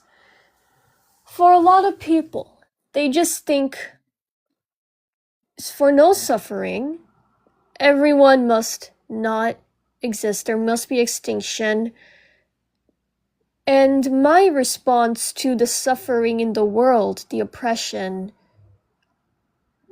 the things that people are doing to us nowadays, my response is to fight, I don't know if you see my profile picture. This is me standing on a podium speaking about Palestine. I was speaking about it. Oh, yeah. I can't do much in my situation to fight. I recently had to recover from very bad health issues. But I feel in my psyche a lot of fulfillment when it comes to fighting. I imagine myself wearing a lot of red with a red mask, almost like a devil mask, and I'm dancing very erratically, and there's fire and there's drums and I'm yelling, and the people who are trying to make me suffer are also yelling, but as I'm yelling more and the fire is growing more and it's all metaphorical, they are losing their grip. And as they're losing their grip, they're going more. Johnny, I'm going to have to stop you there. This isn't, a share your dream from last night channel. But yes, activism can incite passion and enthusiasm. And yes, you should be passionate about speaking out against suffering and doing activism for a better world. I absolutely agree with that. But we should try and, keep our heads while doing it, stay grounded in reality, and not, drift off into the dreamscape. All right, let's see who we've got next to bring on. Adam, hello, how you doing? Hello, I'm doing good. Hello. Yeah, Jacob, we're going to mute you just for a minute while we're speaking to Adam, but we'll get you on afterwards. So yeah, Adam, do you have any questions for us? Yes, I was asking about the suicide video. Yes, yeah. The suicide is a selfish video. Can you explain it a little bit? Yeah, I mean, don't take it that seriously. It's more just saying that, if you understand your suffering is bad, then we should make sure that nobody has to suffer, not just yourself. I think unaliving, sometimes, you really don't have enough to give to help others. And, some people are suffering too terribly to be able to help anyone else. No, I was asking about the day. About what? The day. The day? Yes, did you put a date when we do the mass? No. It doesn't work like that. We need humans to keep reproducing. We need more humans until after we've done animal extinction. We can't let humanity go extinct first, because then animals will just suffer for billions of years. So thank you, Adam. But no, we are against suicide. We're against self-harm. We need a healthy, strong, and large population of humans. The more humans we have, actually, the more geniuses, the more scientists we'll have in the world, and the more capable we'll be of abolishing animal suffering, preventing their suffering coming back, evolution coming back. So, and in terms of getting people to do it themselves, it's not going to work like that. We have to do it for people. Jacob, hello, how you doing? I'm good. How are you? Good, thank you. So funny enough, I actually talked about this morning with my mother. But you just said that you want to end all animal life as well. Yeah, they suffer even worse than we do. I thought you were just talking about the humans. So my ideology is kind of like, if we extinct all the humans, then the planet can take over again. And yeah, but that's a bad thing, right? Animals don't deserve to suffer. Most of them get eaten alive. You wouldn't want to experience that. No animal should ever have to experience that. So you want to end all life on the planet? Yeah, end all suffering. Okay, so your main thing is just to end all the suffering. Well, yeah, why not? It's good. I I agree with you on some parts, because there is a lot of suffering, and I'm for stopping it as well. But it's just like, how do you want to do it? Like, what's your Euthanasia. So we do euthanasia for animals while removing our dependence on them, and research how life develops and how to prevent it developing for as much of the universe as possible. And then as soon as humanity has done as much as it can, we make it go extinct. And hopefully we can pass the job on to AI and robots who can continue to sterilize the universe for billions of years after we're gone. Okay, so, but do you like want to have life develop on another planet, or just like We should prevent that. We should prevent that. we should prevent all life in the universe? Yeah. Okay, that's funny. I mean, I kind of agree with that. So, yeah. Great, then join our movement. You can join the Discord through the link on my profile. Okay. Yeah, thank you for talking with me. All right, thank you, Jacob. And yeah, I'll give you a follow, Jacob. So make sure you're following me as well. Apparently, there's a lot of people in the stream who aren't following me yet. All right, let's see who we've got next. Are they going to be pro-suffering, or are they going to be pro-ending suffering? Would you take me on a cult debate? Okay, yeah, let's do it, Cora. Why not? All right, Mr. R is coming up next. They've been asking. Hello. Trash me. Hello. Hello there, James. I'm just wondering how you have come to this conclusion. What inspired you to start this movement, really? I didn't start the movement, so it started 3 or 4 years ago, and I joined 12 months ago when they approached me and said, we're trying to end all suffering. And I said, how can I help? Well, that's amazing. Who actually started this movement then? A guy called Steve from India. Oh, and Steve. Okay, that's okay. So for me, I just feel like if the humans I don't feel like we can work. We're able to get the whole universe. So I feel like this is just a futile movement. Well, we've got all the time in the world sometimes. to do it. We've got all the time in the world to do it. So do you suggest that I pass this down to future generations and educate them, and Yes. they should? Yes. Absolutely. Yes. Okay. So what is the first steps I should be taking? So yeah, we have to grow the movement with peaceful activism until we have enough people to take over the world, start running it ethically, and then start doing animal extinction while we remove our dependence on them, research how to prevent life, prevent evolution, and then try and pass it on to AI, and then we make humanity go extinct once we're no longer useful. And how old is Steve from India now?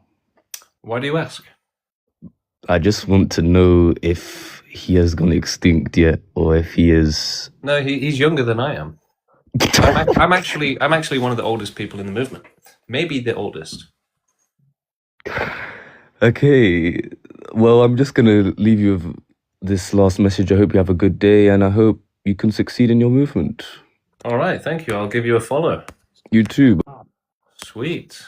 All right, moving on. Who have we got next? How old am I? I'm 32. I think Steve is 27, 28. Hello, how you doing? Yeah, I'm good. How are you? Good, thank you. I'm just I've been listening to try and gauge a better understanding of your ideology. You said that you want the movement to take control of the world because they fundamentally believe that they could do a better job than who is We currently do, in place. Yes, correct. Yes.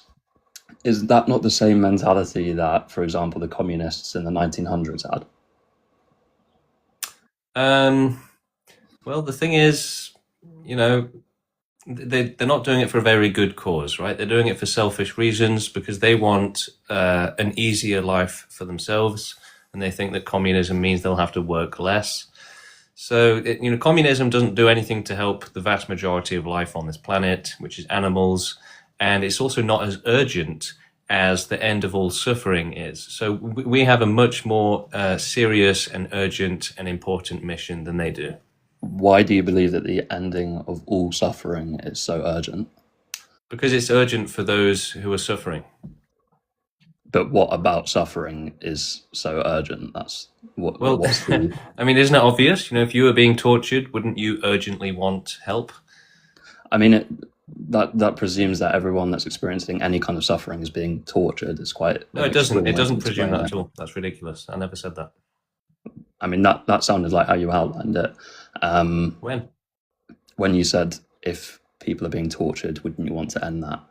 So what amount well, they of are, suffering... though, right? So why shouldn't we want to help those that are being tortured or those who are suffering terribly? I mean, we should, and we should get them out of a situation of torture. But you can't do that, right? Prevention is infinitely more ethical than treatment. Not necessarily. Really? I mean, so it's fine if a child gets tortured to death, right? That's fine. Of course, prevention is infinitely better. Don't be ridiculous. Everyone knows that treatment is inferior to prevention. It depends the means to... No, that's just silly. to That's just prevent. silly. That's just silly. So what are the means to prevent? Just end Extinction. all life? Extinction. Yeah, there is no other way to guarantee certainty of safety.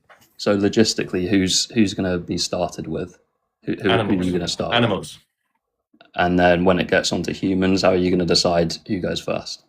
Well, we'll have to, come up with a way. Yeah. What if someone doesn't want to be made extinct, euthanized? Well, then we'll just have to do it anyway. Do you not? Why doesn't the group that believes this so strongly start with themselves?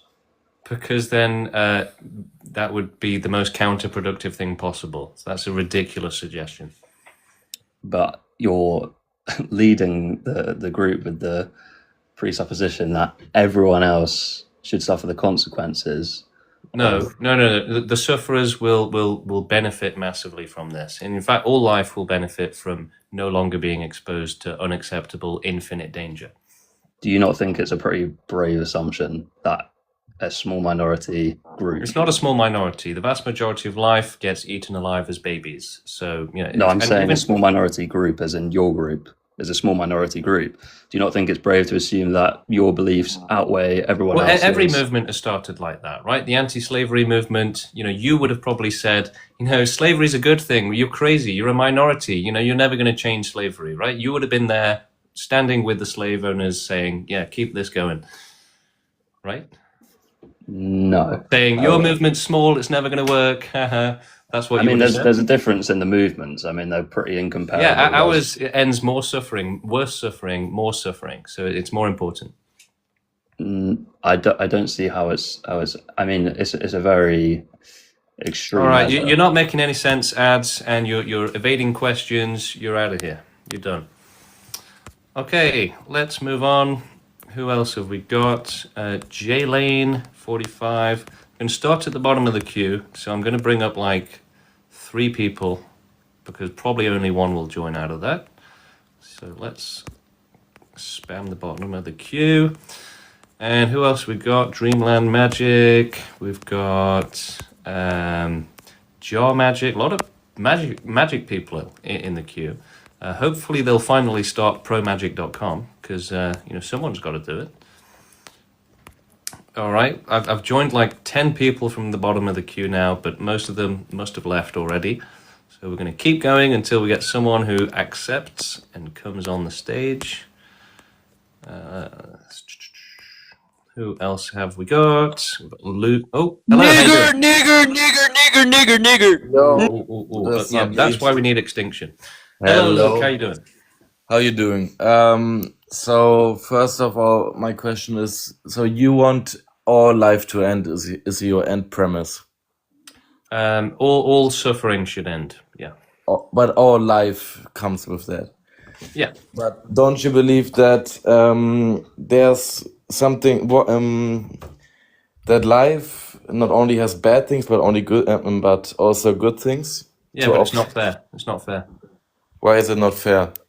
Because it's not fair to those who don't want to be forced into this game.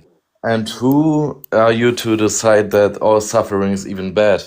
Who are you? Are you the emperor of all of life to decide that suffering shouldn't exist, or are you just? You don't have to be an emperor or anything silly like that. It's very simple to see that suffering is too terrible to allow. It's not acceptable. But that's a philosophical question, which is not like a definitive answer. What? That's a philosophical question, which does not have a a clear answer. No, there is a clear justification for extinction, which is that essentially the only logical thing is to have a fair world where we don't allow infinite suffering, but where we provide safety. That's just your opinion, and you want to end all life. And it's your opinion that children being tortured, animals being tortured is fine, and that we should just ignore it, right? No, we shouldn't ignore it, but we should make life better because So why do you think life should exist? Life even is if the greatest gift the universe has to offer, and the greatest. The universe is completely empty. Without life, there would be nothing. The universe will probably be full of life, actually. Do you want to end life? Yeah. But if you want to end life, the universe is empty and there's no consciousness to even experience suffering. Oh my God, this is cringe, Luke. This is cringe, okay? The planet is full of suffering. You're living in La La world. You're not living in the real world, okay? Let's bring on the next person. Hello, how you doing? Hello. I have a question. So if we want to end all suffering, I think you said that we should still reproduce. So why should we do that? Yeah, we can't let humanity go extinct first. We have to help animals first before we help ourselves. Yes, no, I get that. I'm just asking, why should we, as humans who see that we should go extinct, still reproduce? Because like I say, we're the solution, not the problem. We need active solutions, not passive solutions, right? Antinatalism is doing nothing and helping no one, whereas we need to increase the ability to end suffering permanently. Okay, thank you. Yeah, no worries. Thank you for coming on, and feel free to join the conversation on Discord. You can find the link to the Discord server on my TikTok profile. Or you can also Google search Abolish Suffering Discord. All right, moving on to some more people. Let's see who is going to be next. Will they be smart? Will they be silly? Will they be a troll? We'll never know. Until now. James, why are you alive if you believe this, so that I can abolish suffering? Hello, how you doing? Hello. I have a few questions on your ideology. Okay. So the first would be, why do you think suffering is inherently bad and we should be exterminated because of it? Don't you think suffering brings meaning, purpose, or growth? Only to selfish people, right? So, if someone else's suffering benefits you, then that's wrong. It's not fair. It's unethical, right? No, I'm not saying that. I'm saying each person's suffering benefits themselves. How? So, How does a baby with terminal cancer benefit? well, that's out of our control type of suffering. Why? No, it's not. Why is that out of our control? Well, because the baby is born with it. We can't. Yeah, so we should stop that from happening with extinction. Yeah, but why? So that they don't have to suffer. Because it's unfair to force someone to exist when they didn't ask for it and to then be tortured. Well, I have a question. Why do you push that idea, extermination, but you yourself is here? You exist still, although you hate that suffering. Because they can't help themselves. We have to help them.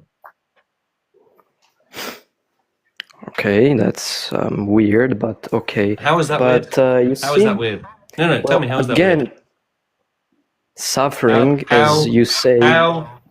Three, right? Well, Two. I'm saying... How is it weird? I'm saying... How is it weird? Okay, you can't answer... You can't back up your own words, right? That's what it means to be irrational, right? Someone says something insane, and you say, no, tell me what you meant. And they're like, I didn't mean it, I don't know what I'm saying, right? So that's what it means to be irrational. So extinctionists are far more rational than people that say silly things like that. All right, we have a spicy guest coming up next. Cora, the legend of Cora, how you doing? Yes, fine. Well enough to debate you, actually. Great. So, I'm feeling good today. I have a few questions. Because your movement reminds me very much of a cult. Okay. And I must say, you might also be just a victim of a cult. Okay. So you're not necessarily the source of the evil, but cults have some things in common, and that's, for example, a small group of people. Oh, I'm just out of breath because I run up and down the stairs. So if it's large, then so how many people do we need to get into the movement? No. I just want to say what all cults have in common, and if you can tell me that you're not a cult.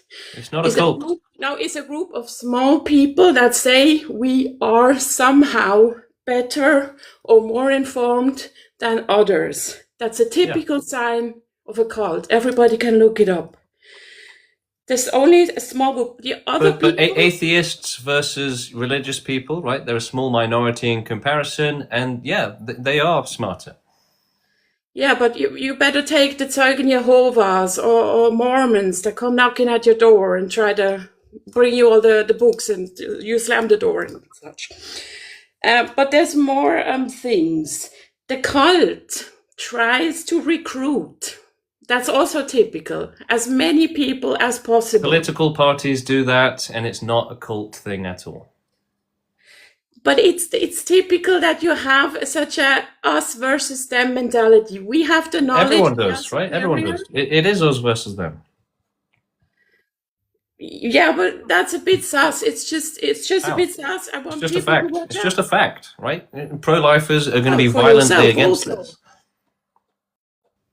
Sorry, what did you say? You lagged. I said pro-lifers are going to be violently against us, right? We're not the ones choosing for it to be us versus them. They are. Yes, but you say you have superior knowledge or empathy. Yeah. And then you also say... What's wrong with that? If you... there's no proof for that. There is. I don't know. There is. Yeah, you always say that, but you don't have none. Then you say... I do, Cora. There is proof. It's very easy to prove.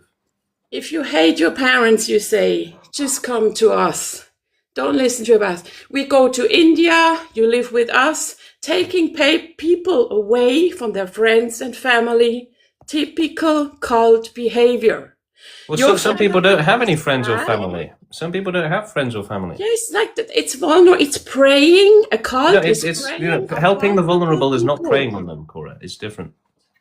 How do you help them if you take their resources, you take their money, you take their time? We don't take people's money like that. People only offer what they can spare, and they don't have to. You said yourself, you could be doing a job right now, but you're sitting here doing the debate. You're not earning as much money as you could. Right. So you give your time, your lifetime, to the cult.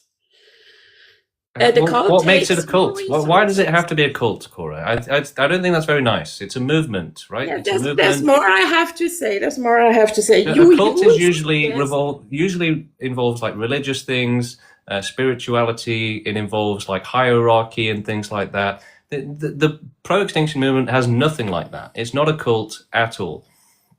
But it has an idea that in a far, far away future... It might not be that far. It could happen in our lifetime. It could happen in our lifetime. It could happen in our lifetime. How unlikely is that? It doesn't matter.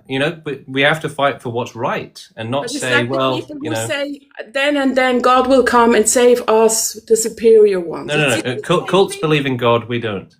I know that, but the thinking is the same.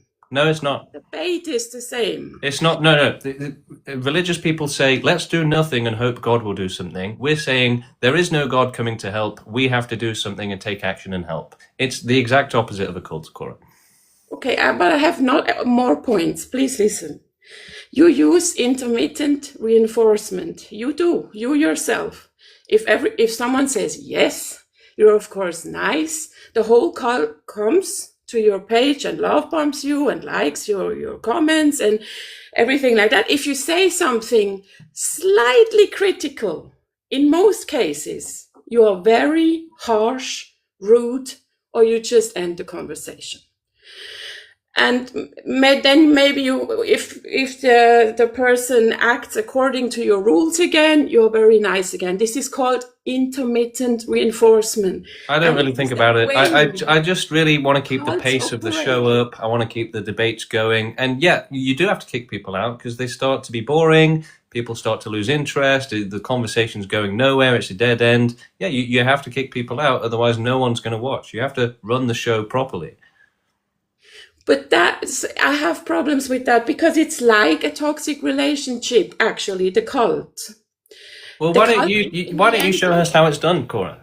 It dominates what you dare to say. Show us how it's done. Lead by example. What do you mean? Do activism and do it in a better way, and I'll learn from it. I'll watch and see how. That means I give my time, which I don't even have that much. I give my time to or money. You have plenty of time to watch these streams. Yeah, that's true. Okay, I have time, but I want to be the master over my time. I don't want to give it away to people who say. Well, so yeah, use your time and show us a better way. Show us a better way. Cora, I will send you this background and you can start live streaming, you can start making videos and you can show us a better way. Listen to me. Why, as you say, you push people out of the stream because of that, but still, it's people. Look, if I don't kick anyone ever, it'll be horrible, right? It'll be boring. They'll be ranting, they'll be speaking gibberish and everyone will get bored. No one will learn anything. My children are at school for the stupid people in the comment. I'm actually sorry for. It's not okay to take minors, like you say they were in the cult before you. Okay, so you're not the abuser. Cora, The cult. it's not a cult, okay? Right, it's a movement. You should learn the difference. AI it or Google it. What's the difference between a cult and a movement? And you will see that this is strictly a movement. There is nothing cultish about it whatsoever. Okay, so I mean, the movement is run by intelligent and empathetic people like myself. You know, there's a few leaders in the movement, and we're all very responsible people. We're not asking anyone to do anything cultish. We're not asking for your undying loyalty. You don't have to swear, you know, a pledge of allegiance or anything. There's really nothing cultish about it. We're not asking people to leave their family. The idea for a compound in India where all the activists can live, it wouldn't be mandatory or anything.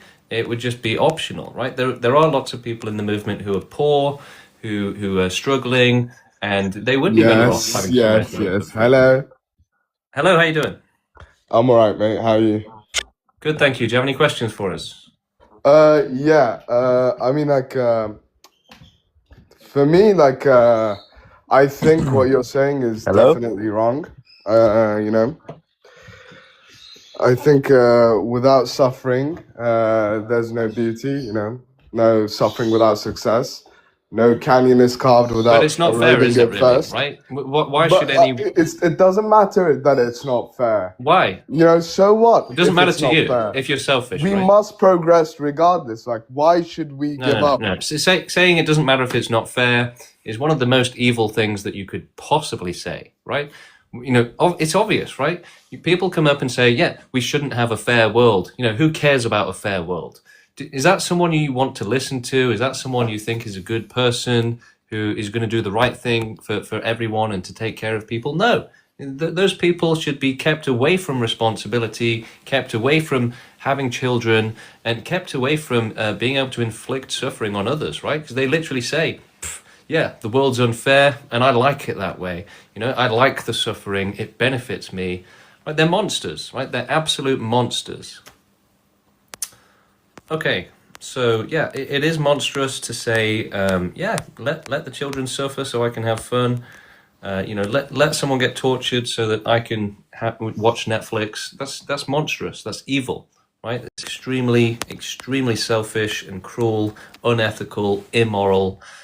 Nobody deserves to suffer. Hello, how you doing? Hey, what's up, James? Yeah. Do you have any Can questions? you hear me for us? fine?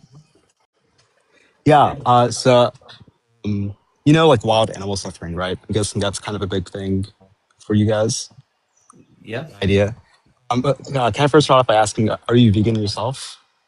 No, I was a vegan before I joined the movement and learned that veganism actually causes more suffering at the moment. It's the idea because like less cropland is used, so that results in more deaths in the wild, or what's the idea behind that? That's part of it, but it's also that a vegan world would have infinitely more wild animals suffering. So there'd be no deforestation, there'd be much more habitat for wild animals to be suffering on that we're currently denying them, which is a good thing. Right, yeah, okay. So this idea with extinction to like first kill off all animals and everything and then humans eventually? Yeah. Okay. How do you like life is very, you know, like life is able to be created like very, you know, like life is very smart. So like let's say we extinct all the animals and extinct all the humans. Yeah. At some point life is probably going to start up again on the earth, right? Well, we have to try and prevent that from happening. So that is to like somehow sterilize the earth so that it can never be like so life can never exist on it. Yeah. Are there any like any ideas for how that might happen? Because that just seems like a very Yeah, it's actually quite easy. So even yeah, just you said like within our lifetime, but I feel like it's very far out. Yeah, no, it's quite easy. So even with just like an artificial satellite or an artificial moon that creates a permanent eclipse, that would basically sterilize the planet. Artificial satellite that Like a moon, right? A satellite means like a moon in English. So yeah, something that can block out the sun, that would probably do the trick. Okay.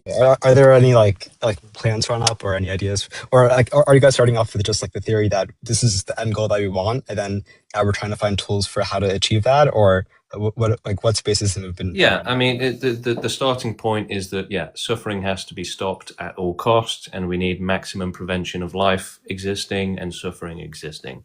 So yeah, I'm not saying it will be a moon with an eclipse. We have to find the best ways, but there's already lots of very good options out there.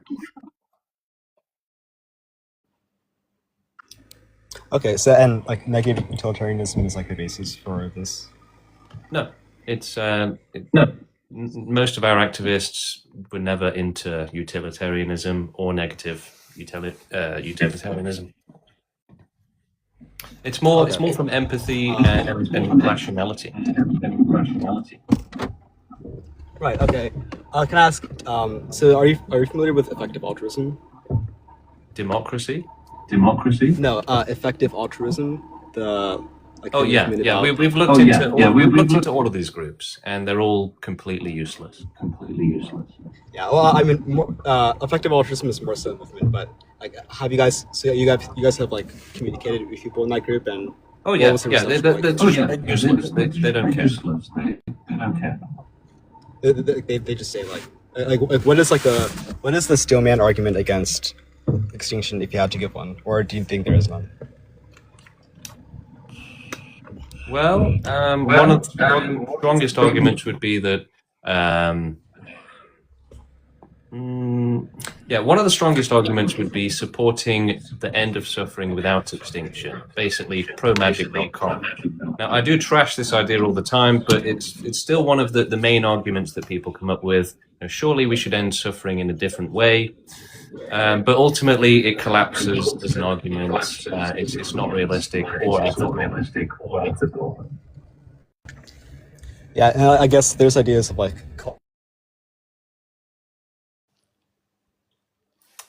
Menelik, looks like you have some audio issues, so thank you for coming on. Feel free to join the queue again, but we're going to move on and see who else is in the queue. But as always, everyone should feel free to join the Discord through the link on my TikTok profile and join the conversation there. Hello, how you doing? Hello, I've just got a really important question. Okay. Have you got a bomb in your basement? That sounded like a really stupid question, not an important question. But people have genetically inferior intelligence, Cora, which is why they ask silly questions like that. How do you explain it? Fucking faggot, bitch ass nigga. Okay, Suck my again, genetically inferior people coming on the stream. How do you explain it, right? How do you explain that these people have such aggression, such lack of empathy, such an immature mentality, when you have Renee in Germany at 16 doing extremely responsible activism to end suffering and to abolish it, right? And then you have these clowns by contrast. So it's absolutely genetic. The idea that this is all based on your childhood and upbringing, that's a myth. That's just not true. That's not the way it works. People have different levels of intelligence. People have different brains. Some people are angrier than others. Some people are more empathetic. Hello, how you doing? Yeah, sorry. Didn't mean to come up. Fair enough. Yeah, a lot of people joined the queue by accident. Moving on. Let's get some more people in. Famous quotes coming up next. Hello, how's it going? Hello, I'm back again. Yeah, I was saying, like, what's humanity gonna get out of the suffering? Like it seems to me everyone's very selfish. Everyone's selfish. Everyone's focused on their own little bubble. Yeah, that's a good point, and I'm going to kick you out just because your microphone's not working properly. It was really quiet. But to answer your question, what do we get out of ending suffering? We get the satisfaction of knowing that we're helping the sufferers, that we're helping our fellow life forms. We get the satisfaction from knowing that we're doing the right thing and that we're actually making the world more rational, a smarter place, a place where things make more sense, where we do have a zero tolerance policy on suffering, where we make it so that nobody is begging for death, right? That should be obvious, that that's a better world, a smarter world, a world that makes more sense, that's fairer for everyone, is a world where nobody is begging for death, wishing they hadn't been born, or being tortured horrifically. Nobody deserves that. It's the ultimate harm, and there's no such thing as a fair world where we just, we see that and we look the other way and say, oh, we could help them, but, the happiness is more important. So let them scream, it doesn't matter. So they might be screaming in pain, but someone else is screaming in happiness. So it balances out, right? No, it really doesn't. It's the same mentality that says that you can abuse. Oh, I'm up someone now. as Can long you as hear me enjoy it. clearly, sir? Yes. Do you have any Okay. questions? You can call me noob for the sake of the discussion, right? I've heard what you said, right? And I found a few points interesting, right? I just want to firstly start off by saying I don't disagree with the premise that there are objective harms in the world, or objective harms in the world, right? I actually hold a view called synthetic descriptivism, right? Which is like a meta-ethical view that actually affirms the proposition that there are objective, bads and also goods in the world, right? But my issue is there is a kind of non sequitur here in which we go from acknowledging there's objective harms within the world to then saying we need to extinct all of mankind, right? So what I want to ask you is what your theory of harm is. Are you like a utilitarian? Do you subscribe to some sort of Aristotelian tradition? Or It really comes down to having enough empathy and rationality to understand that suffering is too extreme and terrible to allow, and that we should have a zero tolerance policy on people being forced into lives of torture and begging for death, right? Yeah, that should be obvious. Yeah, so in some aspects I agree, right? But I want to dig into that rationality aspect, right? So there are different accounts of harm and views in philosophy that can be taken, right? Me personally, I hold to a counterfactual deprivation account of harm, right? By a famous philosopher called Thomas Nagel, right? And pretty much what he says is death is bad because it deprives us of future goods, right? And we should probably enjoy those future goods, right? Because even though there are harms on Earth that I agree that are probably stance independent and objective, there are also goods in the Earth, right? So if we end up lacking those goods, right, it would be the case that if we end up like extincting ourselves, it would be the case that we would end up depriving ourselves from these future goods, right? Which then leads We to would the be fact that depriving existence. child abusers from the pleasure that they get, but we would be saving their children. Once again, I think, right, child victims of child abuse can go ahead and live good lives after the child But abuse. so you don't care about the ones that don't. That you just don't care about them. Sorry, if it's the case, right? So do you want to answer that question, Noob? Of course, I care about the ones that don't. But You were very quick to dismiss them, weren't you? You were very quick to dismiss them. Once again, so you're extrapolating those cases onto the. Do you want to respond to that, or are you going to try and dodge it? Okay, more? no, I'm not going to dodge it. Right? You're dodging. In the cases of the kids that will never have a good life, right? In the hypothetical you stipulated, that they will just have life full of suffering. And we know that to be true, and I would probably agree with you that they should probably be, that extinction would probably be good for them. But that's not the typical case. So I'm sorry to be the one to inform you. So they don't matter basically.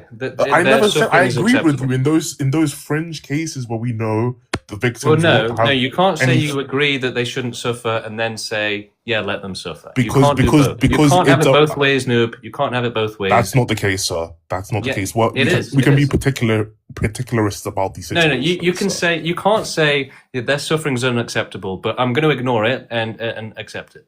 You So can't say that. I agreed with you in the fact that if we know Noob, for you a can't fact, have it both ways. Pick a side, bro. so Pick a I'm a side. particularist. Do you know the Pick view of a side. particularism? You can't be on both sides. So I can. There isn't anything logically All right, Noob, inconsistent. you're finished. You're done. You're done. It is completely contradictory to say, yeah, I'm against that, but I'm going to allow it. Right? That just why? Right? I'm going to allow it for no reason, even though I'm against it. Right? No, it doesn't make sense. You can't say it's unacceptable, but we're going to accept it. That's just completely irrational. Like you've expended the limit of your rationality. It's done. Hello, Jonathan. How you doing? Hey, I'm good. How are you, man? Yeah, good. Thank you. So, would you say there's an alternative solution to end all suffering, and would you accept that? No. What about like a situation where, like the Matrix, where every living person is kind of put into a system that allows them to live their ideal lifestyle while their body's sustained through some sort of like, you know, Yeah, but that's like not feeding? realistic. Well, don't you think it's easier to convince people of that and building a movement and making that more Yeah, realistic but that's than not the right thing convincing? to do. That's not going to help the sufferers. And how is that? Well, it wouldn't help the sufferers, would it? Right? If you're saying we should ignore the sufferers, that's the opposite of helping them. Well, if they're not suffering, if they can't, is suffering something that they feel? If you could remove the feeling of suffering from everyone, would that not also solve the issue? Yeah, but again, that's not realistic. Okay.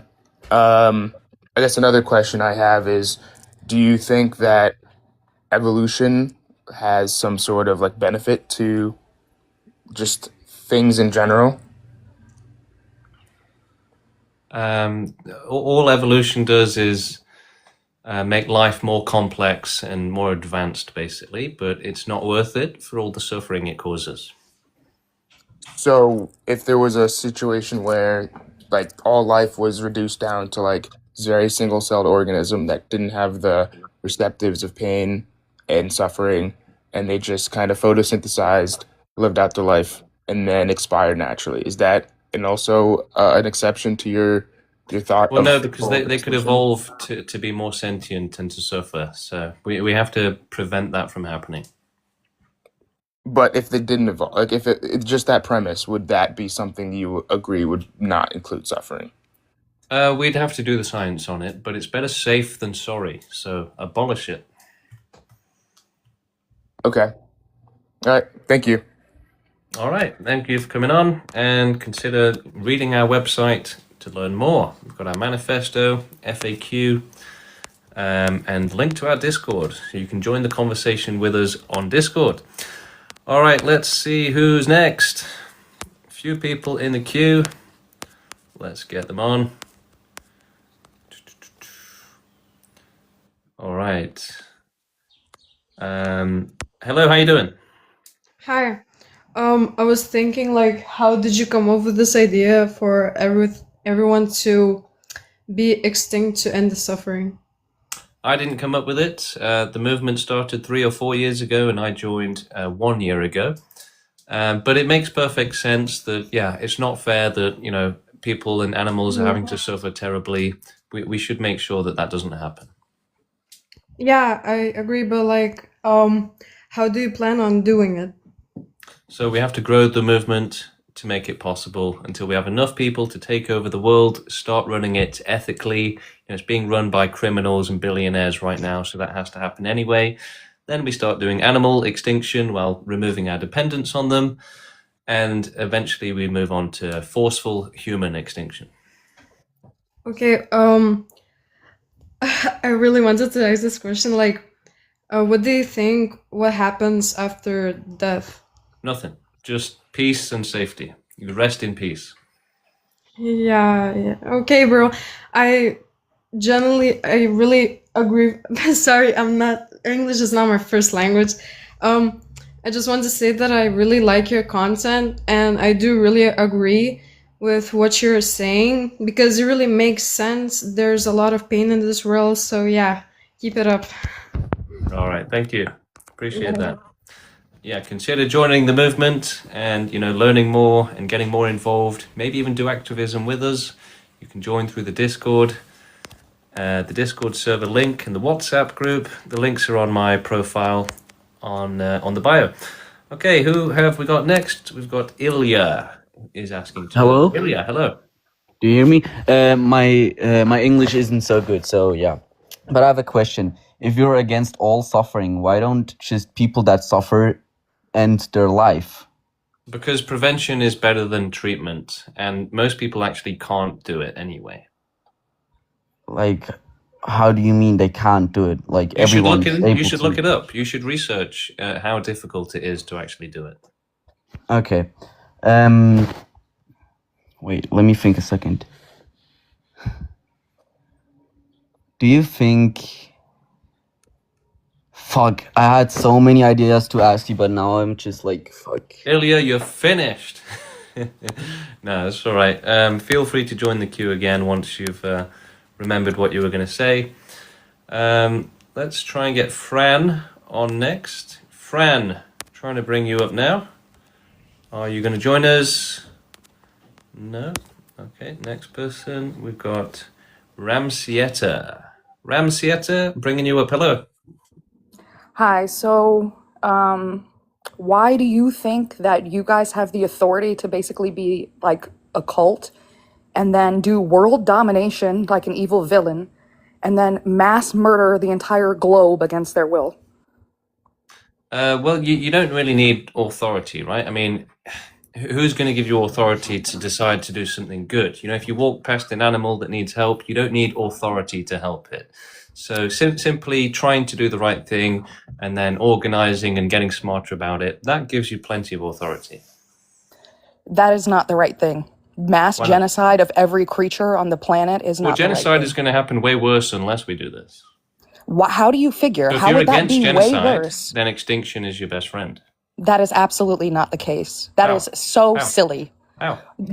So Do you know how many let's genocides have to be happened throughout hold on, history? hold on. You're to be anti-genocide, the best thing to do is genocide the whole planet. Well, no, That's your argument. genocide is a different thing, right? Okay, so since you're going to mass extinct the whole planet, you think that that's somehow better than a genocide because you take out every single group of people. That's Well, somehow we'd be better. doing it ethically, right? We wouldn't be doing it with machetes. There's no way to ethically kill people who do not want to be Well, killed. it happens every day with euthanasia. That's So I not. don't. First of all, So euthanasia. you're People lying. want to be killed. You don't understand No, how no, the no, world no, works, no, no, no, basically. no, no, no, no, no. People that get ethical euthanasia, they are consenting to that. They are Not always. asking. Not always. No, Hold that's on. absolutely false. Hold on. You're not living in the real world. Ramsey, You are thank not living in you. the Thank real you world. for coming on, but you're obviously living on a different planet because people get euthanized against their consent every single day. It absolutely does happen. And if you are ignorant to that fact, then you're extremely ignorant. Doctors, veterinarians, they carry out euthanasia every day. You're Hello, how you exactly doing? bro, you're exactly the reason why people are having kids, bro. We want people to have more kids. Oh, okay. Yeah, we need, humanity has to keep going healthy and strong and big until, for at least hundreds of years while we do animal extinction first, because they can't help themselves. We can't risk going extinct before we've helped animals. And actually, the more humans we have, the faster we can complete animal extinction. Okay, bringing up the next person, Angel. Coming Hello. on now. Hello. That's my second account. I was just there before. Now I have a question. Do you think maybe all that suffering is because we live in a system that isn't built for us? Well, I mean, suffering exists because we don't have certainty of safety. And yeah. Okay, so you don't think if we are less people on the earth and live different, No, not by no, the... there's still going to be earthquakes, there's still going to be accidents, there's still going to be diseases. You're just playing the victim card. Well, you're just playing the I don't like hearing facts card, right? You know, I'm playing the truth card, right? As soon as I answer your question with the truth, you're like, that's true, but I don't like it. So you're playing the victim card. That's not a counter argument. It's not logic. It's rubbish. All right, moving on. Who have we got next? Hello. Well, do you know who Gary Mosher is? Yeah. Yeah, my only question is, what do you think about him? I debated him actually, but he's against extinction. All right. Thanks. That's my own question. Yeah, no worries. So, just to elaborate on that, Ethylism, the founder of Ethylism, he said that we shouldn't try and make extinction happen, that we should never lift a finger, should never do activism for it. And I've got the email where he emailed me and said that, and then we have video of the debate. You can watch that if you want by going on YouTube and searching Inmendum Roast Pro Extinction, because we roasted him. So yeah, you'll find that on YouTube if you look for it, and it's sad, right? A lot of people say Gary's the best, but he's actually against extinction, literally. Hello, how you doing? Hi, bro. Yeah, hi. Do you have any questions for us? Yes. I don't have questions, but I support your idea of total human extinction, total life extinction, actually. Yeah. Because you see, the reason why people fear death so much is because fear is taught, and they believe there's hell. When you die, you'll go to hell and all that. But I want to tell everyone here there's nothing like hell.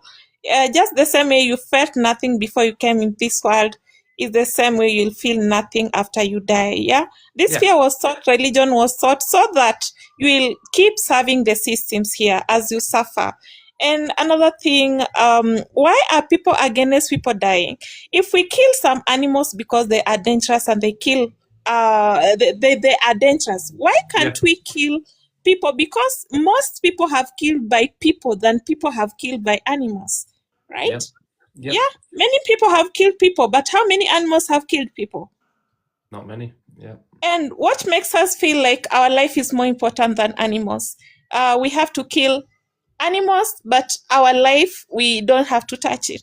So I think we take animals through torture, we take people through torture and all that. Sometimes, when we talk topics like this, people will accuse us of being toxic, of being, of having bitterness and all that, but that's not true. The truth is, being born here without your consent, and you have to serve the systems, and you have to pay the bills. You didn't ask to be here. That should be against humanity or anybody or any animal. Actually, I support this. Perfect. Thank you. Join the movement. Yeah, join the Discord. Okay, thank you.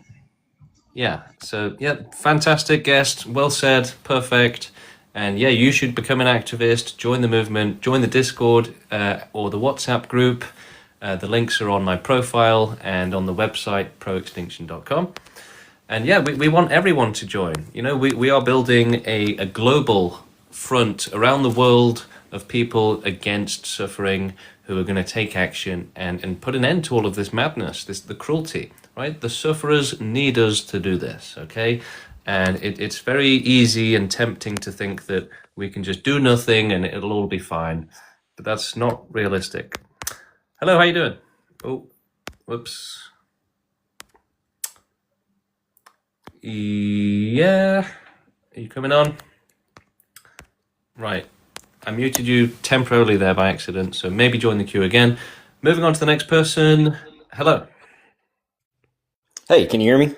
Yes.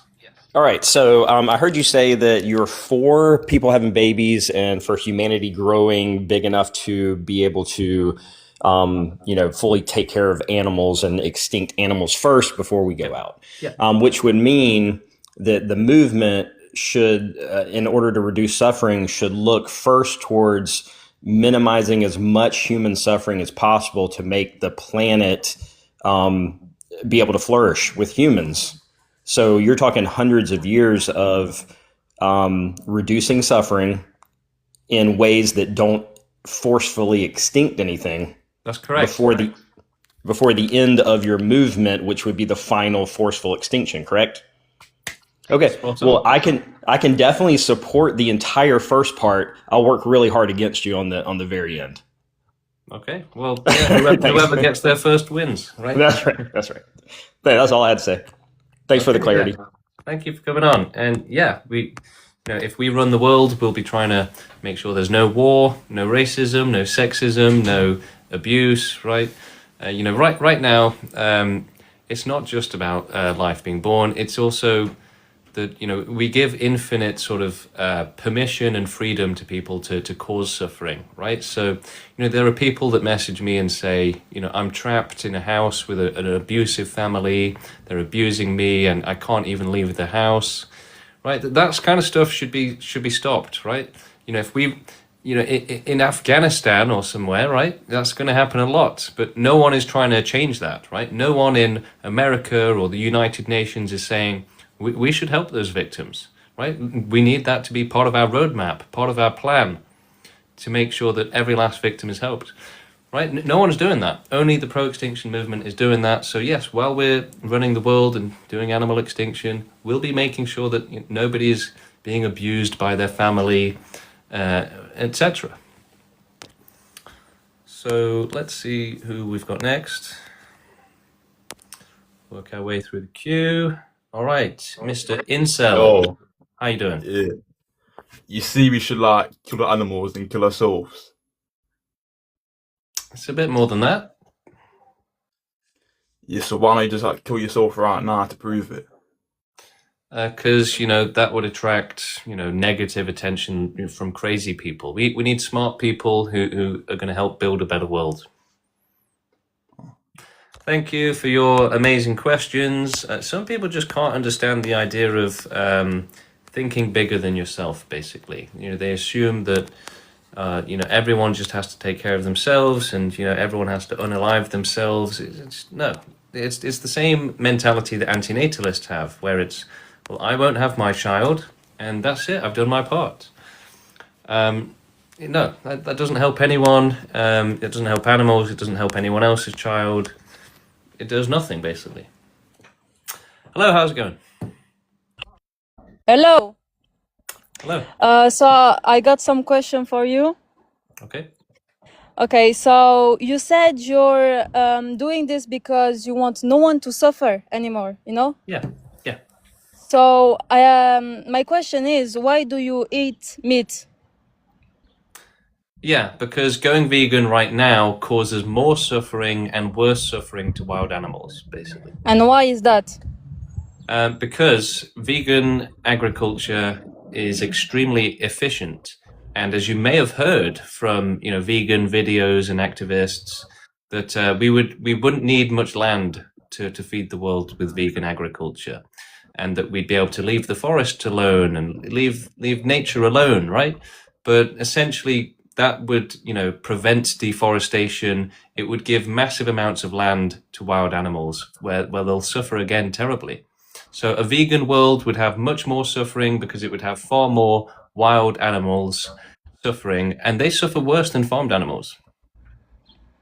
I don't think so. I think in the farmers treat animal very, very badly, but in nature it's like a bit more. Paradise? You think it's a paradise? No, it's not the paradise. I didn't say that. It's like wide. It's still a wide life, but Think it's about a it lot this way, better. okay? Farmed animals get food, medicine, safety, shelter, euthanasia, heating, right?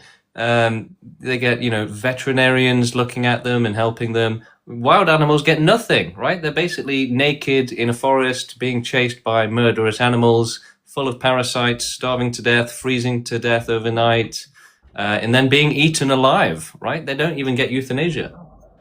Have you ever seen the like where the chicken are like they are together in a small cramped Yeah, space? but nature is and- even worse. Nature is even worse. Okay, it's the we don't think alike, and it's okay on this. Well, It's okay. you know, most wild animals get eaten alive, right? That's a worse experience than anything that most farmed animals go through.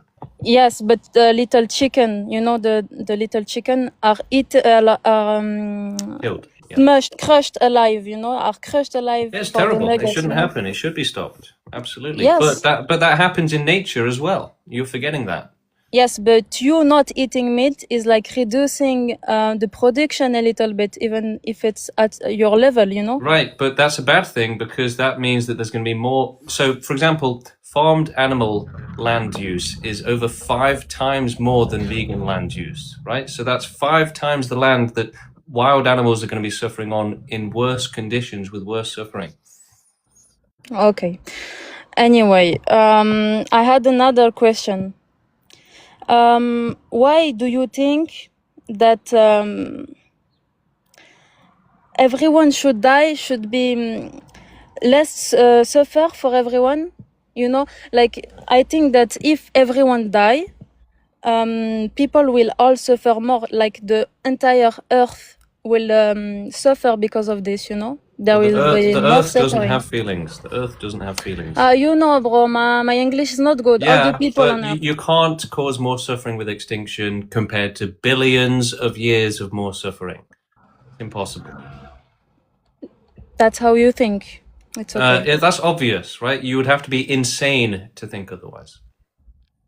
Not insane. Everyone, the You think majority of people a think small, like that. a short temporary extinction event is going to cause more suffering than billions of years, right? You are insane. Thank you. You're done. You're finished.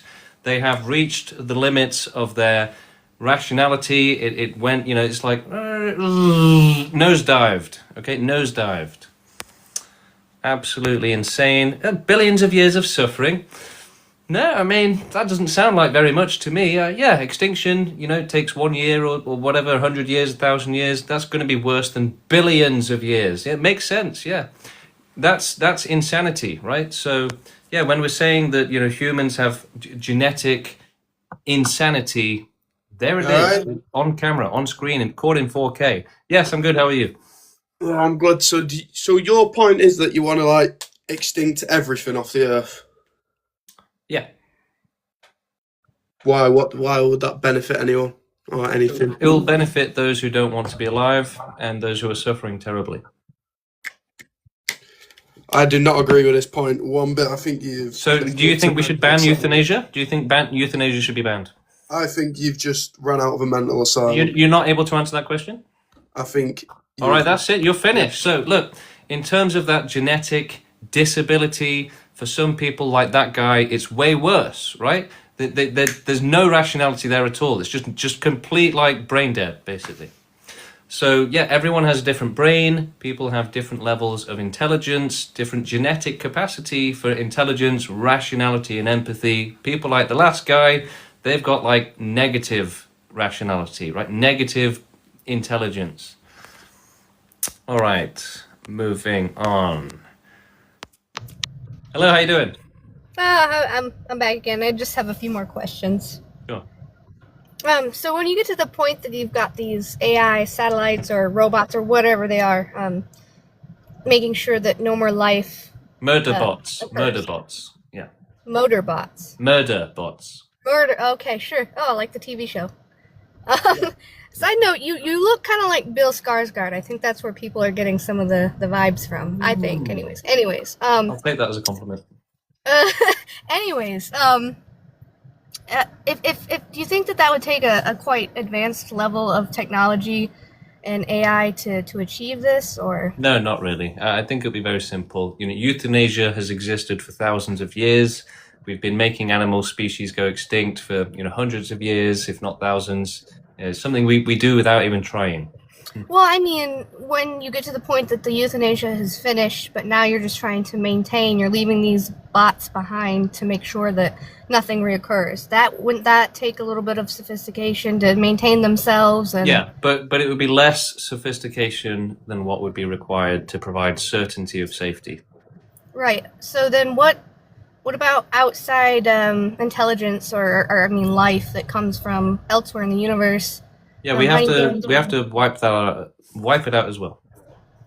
Okay, so you're not really talking about needing enough human resources to convince or take over just Earth. You're talking about enough resources to take over the universe.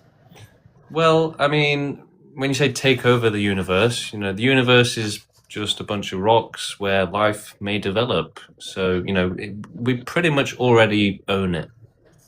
How do you know? How do you know there isn't some vastly superior being out there that could come Well, if in? there is, we'll try and kill it and prevent them from coming back. Basically, you know, the universe is a lot safer with no life and no possibility of life ever again. Right. No, I'm just wondering how we're going to conquer that very. Well, we'll very cross that bridge when task. we get there, won't we? You know. So this is going to be a very, very, very long-term endeavor. It's not. It's a big responsibility. The universe is basically full of life screaming for help. So yeah, you know, we should take on that responsibility. So do you think in the time that it's going to take to reach that level of ability that we won't already undo ourselves, I guess, and just from some other factor in the meantime? No, we have to try. We can't just give up. Right. I'm just saying, I feel that that's probably a greater No, that's just probability. you're just looking for excuses, basically. No, I'm not even trying to excuse So or we should dismiss anything. maybe it'll go wrong. Let's just give this up. That's your idea. No, not even. I didn't even say give it up. I'm just asking if you think that this is going to, like, what do you think this is going to require to succeed? It's going to require us doing our best and giving as much as we've got. Is there any worry that if there is any room for not succeeding, that all you've done is create a bunch more suffering? No, because then, you know, that's just silly, right? That's like saying the ambulance shouldn't even come out and help you in case it crashes on the way. It's just, you know, that's like completely defeatist. I feel like it's more akin to saying that the ambulance has to run over 20 people on the way, but it might save, 50 people. And then... Well, no, I mean, look, there are literally basically infinite victims of suffering who are depending on extinction, right? But in Billions the end, of years of more suffering for animals on Earth, that's like, it's literally like over 100 zeros, basically, after the number. It's a lot. So, but how does that number compare then, to the universe? Oh, it's even worse in the universe, right? Our moral obligation is virtually infinite. I feel like there's a lot at stake, like you're saying, for sure.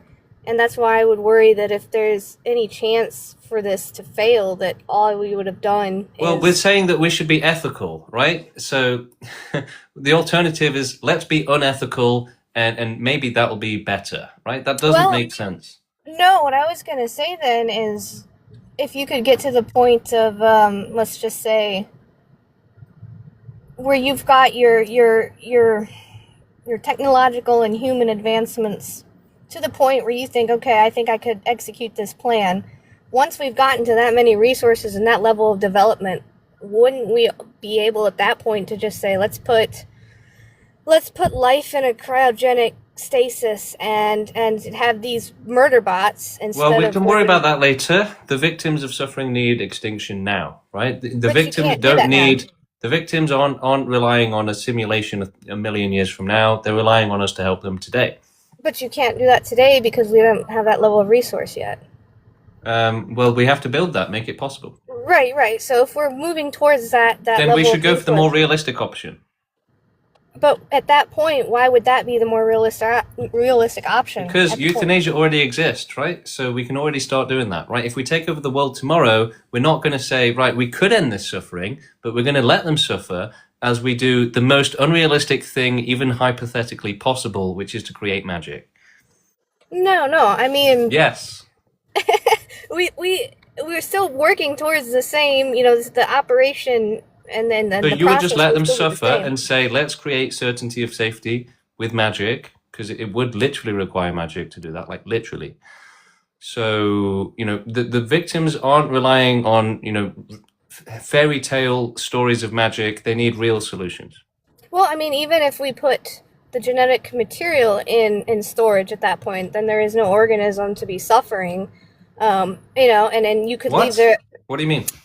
So instead of extinction, I suppose, maybe once you get to that point, let's say you unalive every organism or whatnot, but instead of just that being the end, unalivement, you store the genetic Well, yeah, material. absolutely. Look, the murder bots or the AI, whatever it is, it will be able to continue doing extinction. And if it creates certainty of safety, then it can create new life and put it into it. So yeah, our plan covers everything. Okay, so yeah, that's quite a level of advancement. And I see what you're saying, and I'm saying that if we've got that technology at that point, then I don't know that extinction would even be a necessary option. And currently, But yes, we do what again, we have. again, if we take over the world tomorrow, extinction would be the only option. So yeah, we have to focus on the more realistic, more efficient, more effective options. Going after less realistic options is less ethical, less responsible. So, but even if you took over the world tomorrow, we don't have the level of We do. We can absolutely start doing animal extinction. People were doing it hundreds of years ago with rifles. Okay. We don't have the level of resources to take over the universe or ensure that life. Well, doesn't so come we from should elsewhere. work towards that. We have all the time in the world to do it. But you just said tomorrow. That's where I'm getting this discount. Oh my God, you're done. You're done. You're not following the conversation properly. You're not paying attention. All right, let's move on to our next guest, Batman. Hey, what's up? Yeah, how's it going? Very good. I just want to ask you a couple of questions. My first question is, what do you think about the gift of a human life?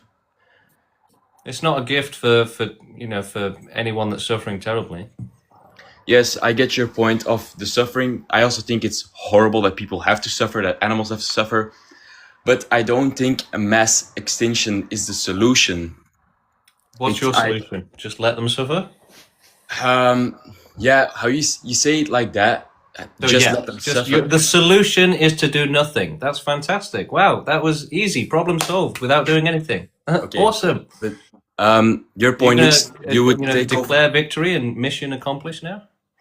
No, of course not. I'm not gonna sit here and just talk bullshit to you. I'm here to actually have a conversation.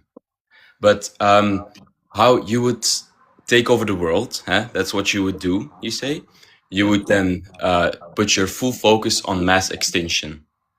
Yeah. Yes, okay. And can you explain a bit further, maybe? Yeah, so we can do extinction for animals with euthanasia while removing our dependence on them. And we can also start researching how life develops in the universe and how to prevent it, and to do as much as we can there. And as soon as humanity's done everything it can, and there's nothing else it can do, that's when we should make it go extinct. Okay, but you know that life comes from the stars, from dead stars. We can't just destroy stars. This takes like billions of years of evolution. The moment if billions of years go past, the Earth will go extinct. We will have to move somewhere first to then survive there, to then go further with that plan of yours. Well, I mean, look, we have millions of years before that happens, and ideally we'll be extinct ourselves, and we'll have passed it on to AI and robots that can continue that on. Okay, yeah, that's a fair point. I get where you're coming from, but still, do you not think it's a bit unethical? I mean, it's unethical that people have to suffer. Of course, it's not okay that people have to suffer, that animals have to suffer. But is it not unethical to say like, yeah, we should just kill everybody, even people who don't want this mass extinction? Because you're basically, if you took over the world, you would plant this in their head like, yes, you have to follow this, even though they don't want it themselves. No. Well, it's better than the alternative, which is to allow suffering. In what way? Because I think most people would not want to like go mass extinction. I think they would want to live. They would want to. Yeah. So we have to stop them. So you say most people. It's the same as animals in nature, right? Yeah, the animals are going to run away while we're chasing them with the extinction, dart guns or whatever. But it's still going to be in their own best interest, so that they don't have to suffer and their kids don't have to suffer. But you don't know this. You're talking from. Don't know what. Don't know what. Don't know what. You don't know what they want. I don't know what you want. We do know that plenty of people don't want to live. So yes, we I know do know people. I know some people don't want to live. I know some people. Yeah, so that's enough. That's enough. It's unfair. It's unfair. I have people in my surroundings. I have friends. I have people that have had horrible childhoods. Good. And I want to help them as much as possible. And they could get help. And they always come and ask questions, or they get help from somebody.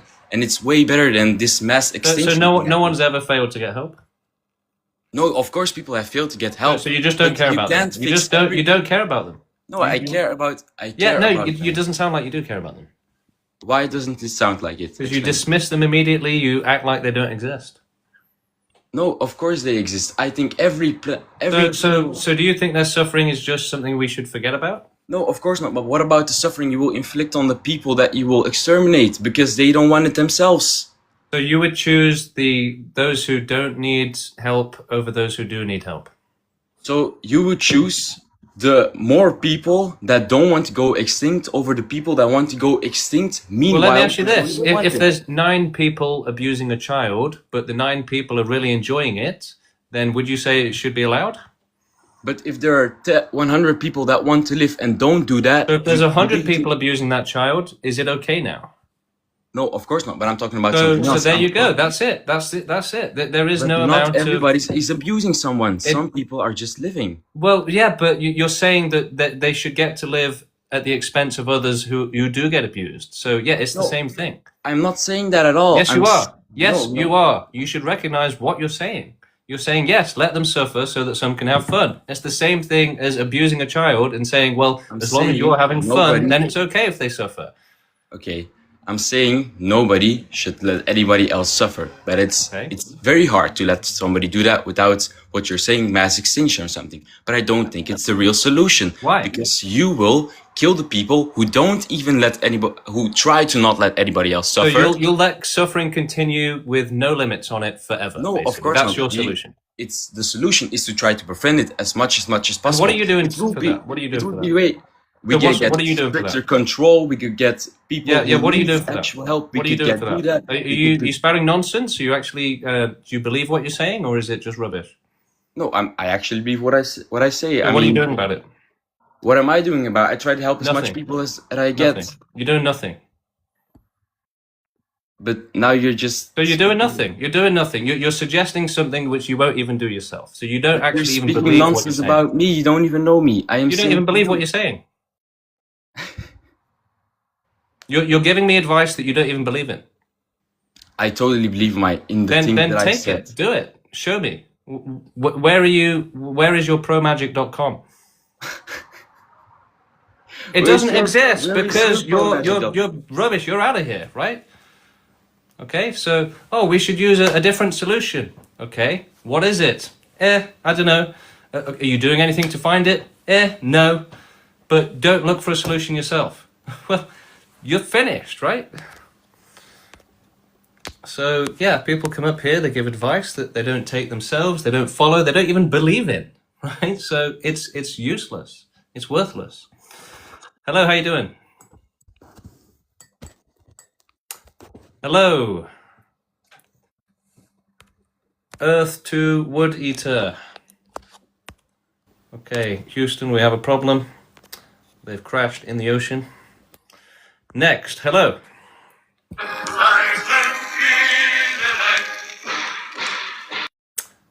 Okie dokie. See who else we've got. No, Wood Eater, I couldn't hear you. Dorian is coming on next. Hello. Hi. Can you hear me? Yes. Okay. I just have one question to ask you.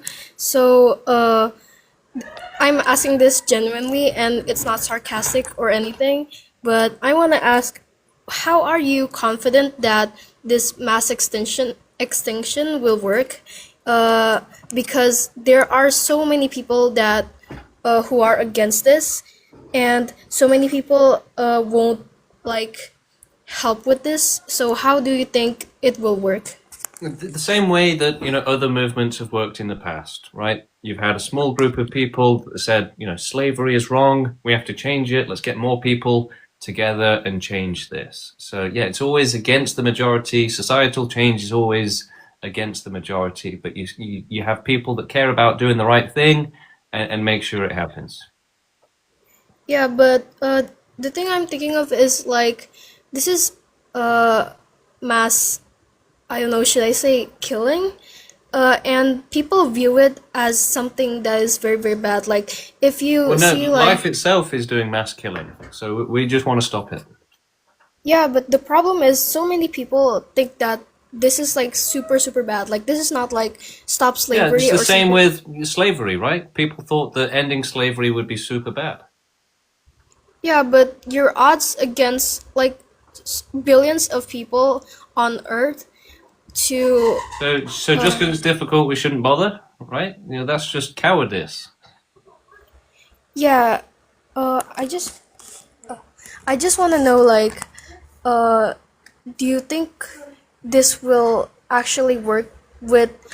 I mean, not saying that you should be a coward or something, but because this is like something that is viewed impossible by the world, like even Yeah, so was ending eliminating. slavery. So was women's rights. So was civil rights for Africans, right? So was the end of apartheid. Right? Everyone's always thought this will never happen. It's impossible. This is too good of a thing to happen. People will never agree to such a good thing, and then it always happens. Oh, okay. But I have I have another question that I would like to ask you. And you said earlier about like ending all life in the whole universe, right? And our technology isn't that advanced. How do you think we will do that? Yeah, we have to get to that level of advanced science. So you don't think it can be done today? What, universe-wide extinction? Not today, no. Yes. But we could do most of Earth today, probably. But how would you make sure that all life in the universe is extinct if you'd be dead, like because Well, of the Earth's mass extinction? Yeah, if we can rely on AI and robots to pass the job on to them, then they've got billions of years to do it. And if we can't, then we'll have to stay alive ourselves to carry out the mission. Yeah, because like I said, right now we don't have the technological advancements needed to That's not a ensure problem. the. It's not a problem. Yeah, but AI cannot become smarter themselves. They have Why to not? have humans to. You Because don't you yeah, can't say what the future's going to look like, right? You can't really make that claim. yeah, but this is just the logical. No, it's I'm not just logical. saying, No, you're saying that like, science is never going to progress beyond today. That just doesn't make sense. no, wait. I'm saying that technology is programmed to do something by humans, right? And No, most they. most programming is done by AI now. I meant the people who program the AI. It's Well, no, humans, AI right? is programming AI now. Yeah, but it cannot go further than All right, what Dorian, has. I think we've heard the limits of anything interesting you've got to say, so we're going to move on. Okay, hello, how's it going? You alright, mate? Can I ask you a few questions? Yeah, go for it. Do you have a girlfriend? Yes. So you're willing to kill her? Yes. And your mum and your dad and your Yeah. siblings? Yeah, anyone. No hesitation. Oh, well, that shows what kind of person you are, doesn't it? Yeah, I'm prepared to do the right things, to make difficult decisions, to provide safety from suffering.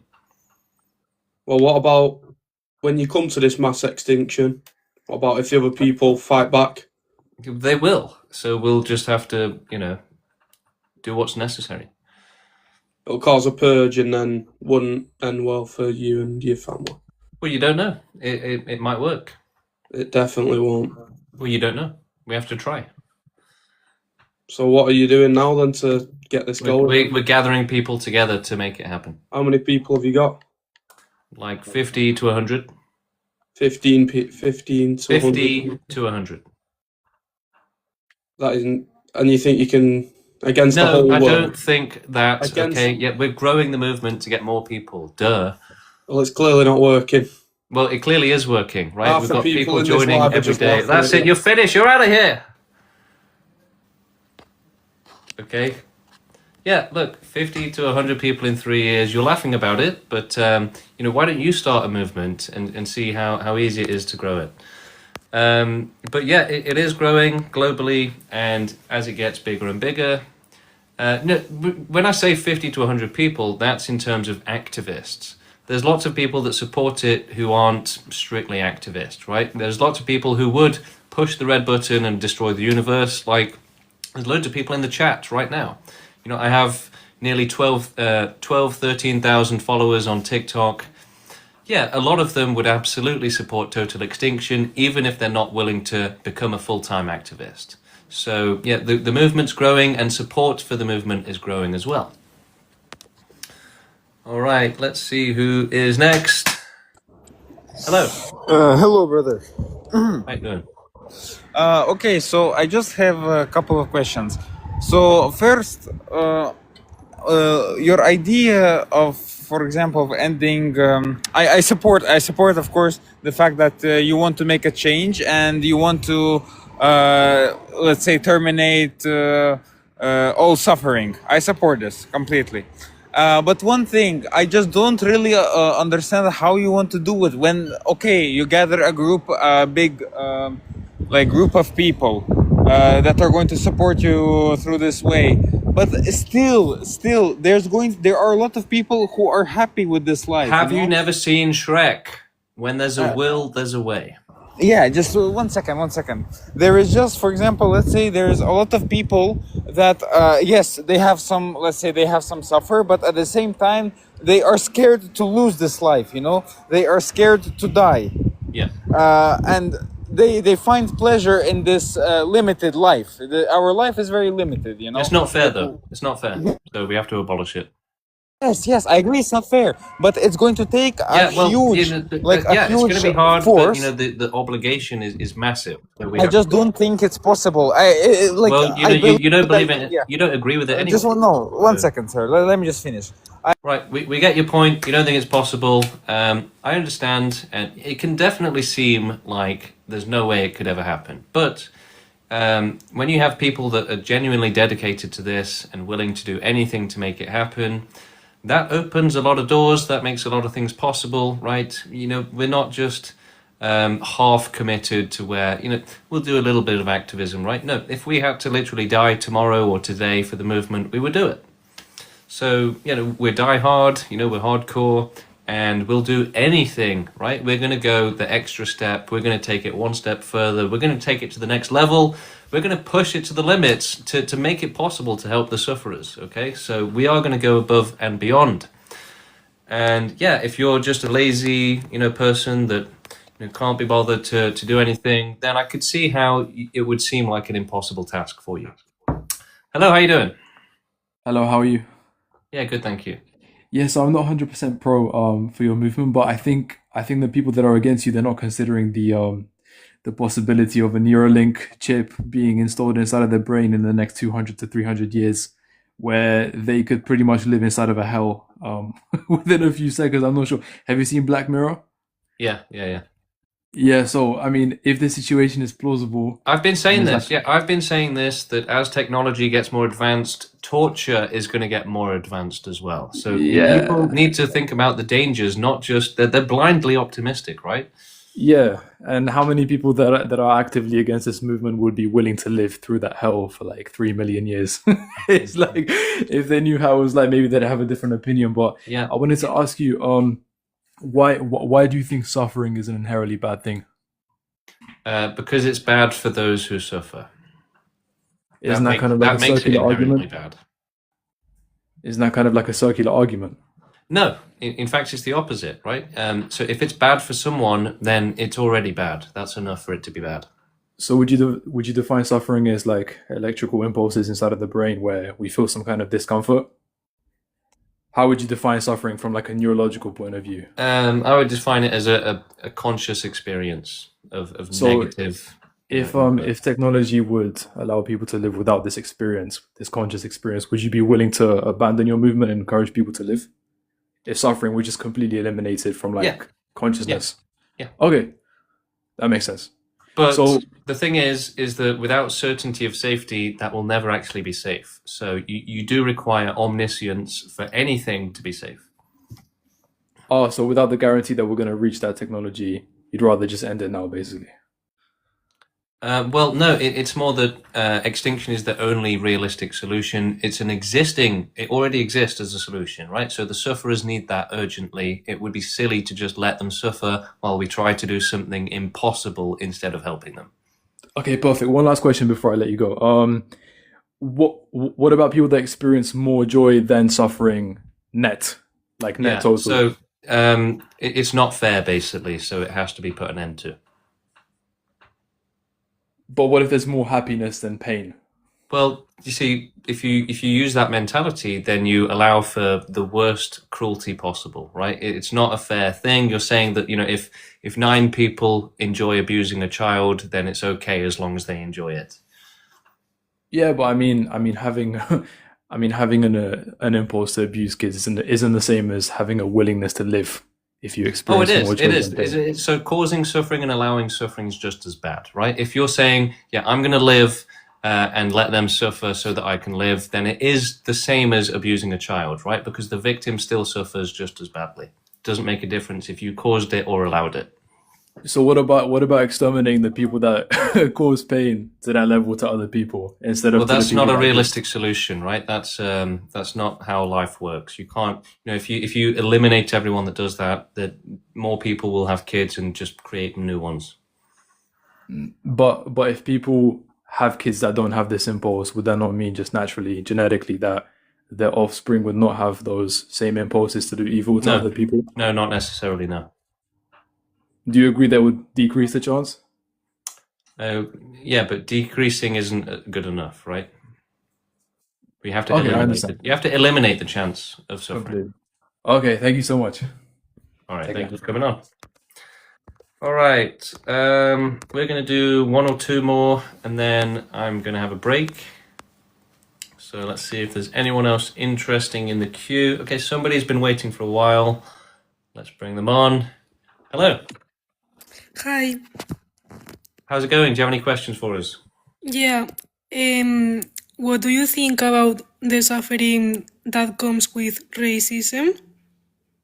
Racism? Yes, and the suffering that comes with the beauty standards and all the incel community.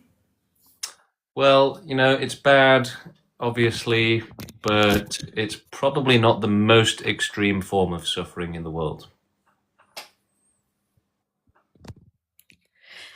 But if I'm a person of color and I grew up in a white area, like I can't have a partner maybe so easily. So, I mean, obviously it's not pedophilia, but it's suffering.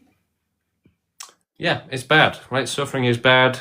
It should all be abolished completely. No chance of life or suffering ever again. No more racism, no more sexism, no more, misery. Okay, thank you. Thank you for coming on. All right. Yeah, some people, the racism doesn't make them suffer too badly. They forget it, they ignore it. Some people, it makes their life not worth living, right? So it's different for everyone. Some people suffer worse, some people suffer less. But to have a fair world, no one should have to suffer. Lavender, Hi. hello, how you doing? Hi, how are you? Good, thank you. How are you? I just wanted to quickly say I'm for this, honestly. Okay. Like the simplest terms, I don't care if anyone comes at me. I am gonna look into the Discord, and yeah, I'm definitely for this. Fantastic. I don't Well, feel like follow you. I feel like human extinction is inevitable. But as long as we the consensus is if we still procreate, then human existence continues. Yeah, exactly. So the thing is, we do need to continue procreating until we've done animal extinction first, because they can't help themselves. So we have to keep going temporarily until we've helped everyone and those that can't help themselves. Okay. All right. Well, thank you very much. Just wanted to say that and keep being Yeah, active. awesome. Yeah, I will. Thank you for coming on, and definitely join the movement through the Discord, through the link on my profile on TikTok, and join the WhatsApp group. Become an activist. Start making videos. Help us grow the movement until we have enough people to start carrying out total extinction. Well, firstly, we have to take over the world, make it against suffering, start running the world ethically, right? You can't realistically achieve total extinction in a thorough and organized way unless you run the world, right? Because you can have opposition from the main power on the planet, right? You have to be in control to do it in a proper way. It's not like releasing a virus or anything like that. No, it has to be done in a more ethical way, a more professional way than that, as an authority, right? Okay, let's see who's next. Harry, are you trying to play God? No, we're just trying to end suffering. Riley, hello, how you doing? I'm good, thank you. Can you hear me? Yes. I just wanted to ask, so you're saying forcefully causing total extinction is the only right thing to do. Do you think that then also makes it something that needs to happen? Yes. Our movement is working to achieve this. Okay, interesting. I just wanted to clarify that. So it's something that you believe we should be actively working towards. Yeah, I mean, ethylism is saying that we would be better off not existing, but that we shouldn't do anything about it. So we're kind of a step, beyond that, which is saying, yeah, it's bad, and we should stop it. Yeah, right. Understood. Well, thank you for clarifying. Okay, thank you, Riley. Thank you for coming on. And yeah, you can read more about us on our website, proextinction.com. We've got a manifesto on there which explains everything. We have a frequently asked questions page with like 40 questions in detail. It's loads of really good information. I recommend everyone read the website. Only takes a few minutes, so it won't take too much of your time. And yeah, consider, following me, watch my videos as well, and get involved in the movement to end suffering. Harry, hello, how you doing? I'm good, thank you, bro. I just got a question here. Yes. So, you want to end suffering, yeah? Yes. But by inflicting that on people that don't want to suffer, or just want to live, I mean. You have to use force to provide safety, yeah. If you don't enforce safety, then there is no safety. What do you mean by that? There are victims who don't want to be born, who will be better off not being born, and so unless we, provide safety for them and enforce that safety, then they're just going to keep suffering, being forced to suffer.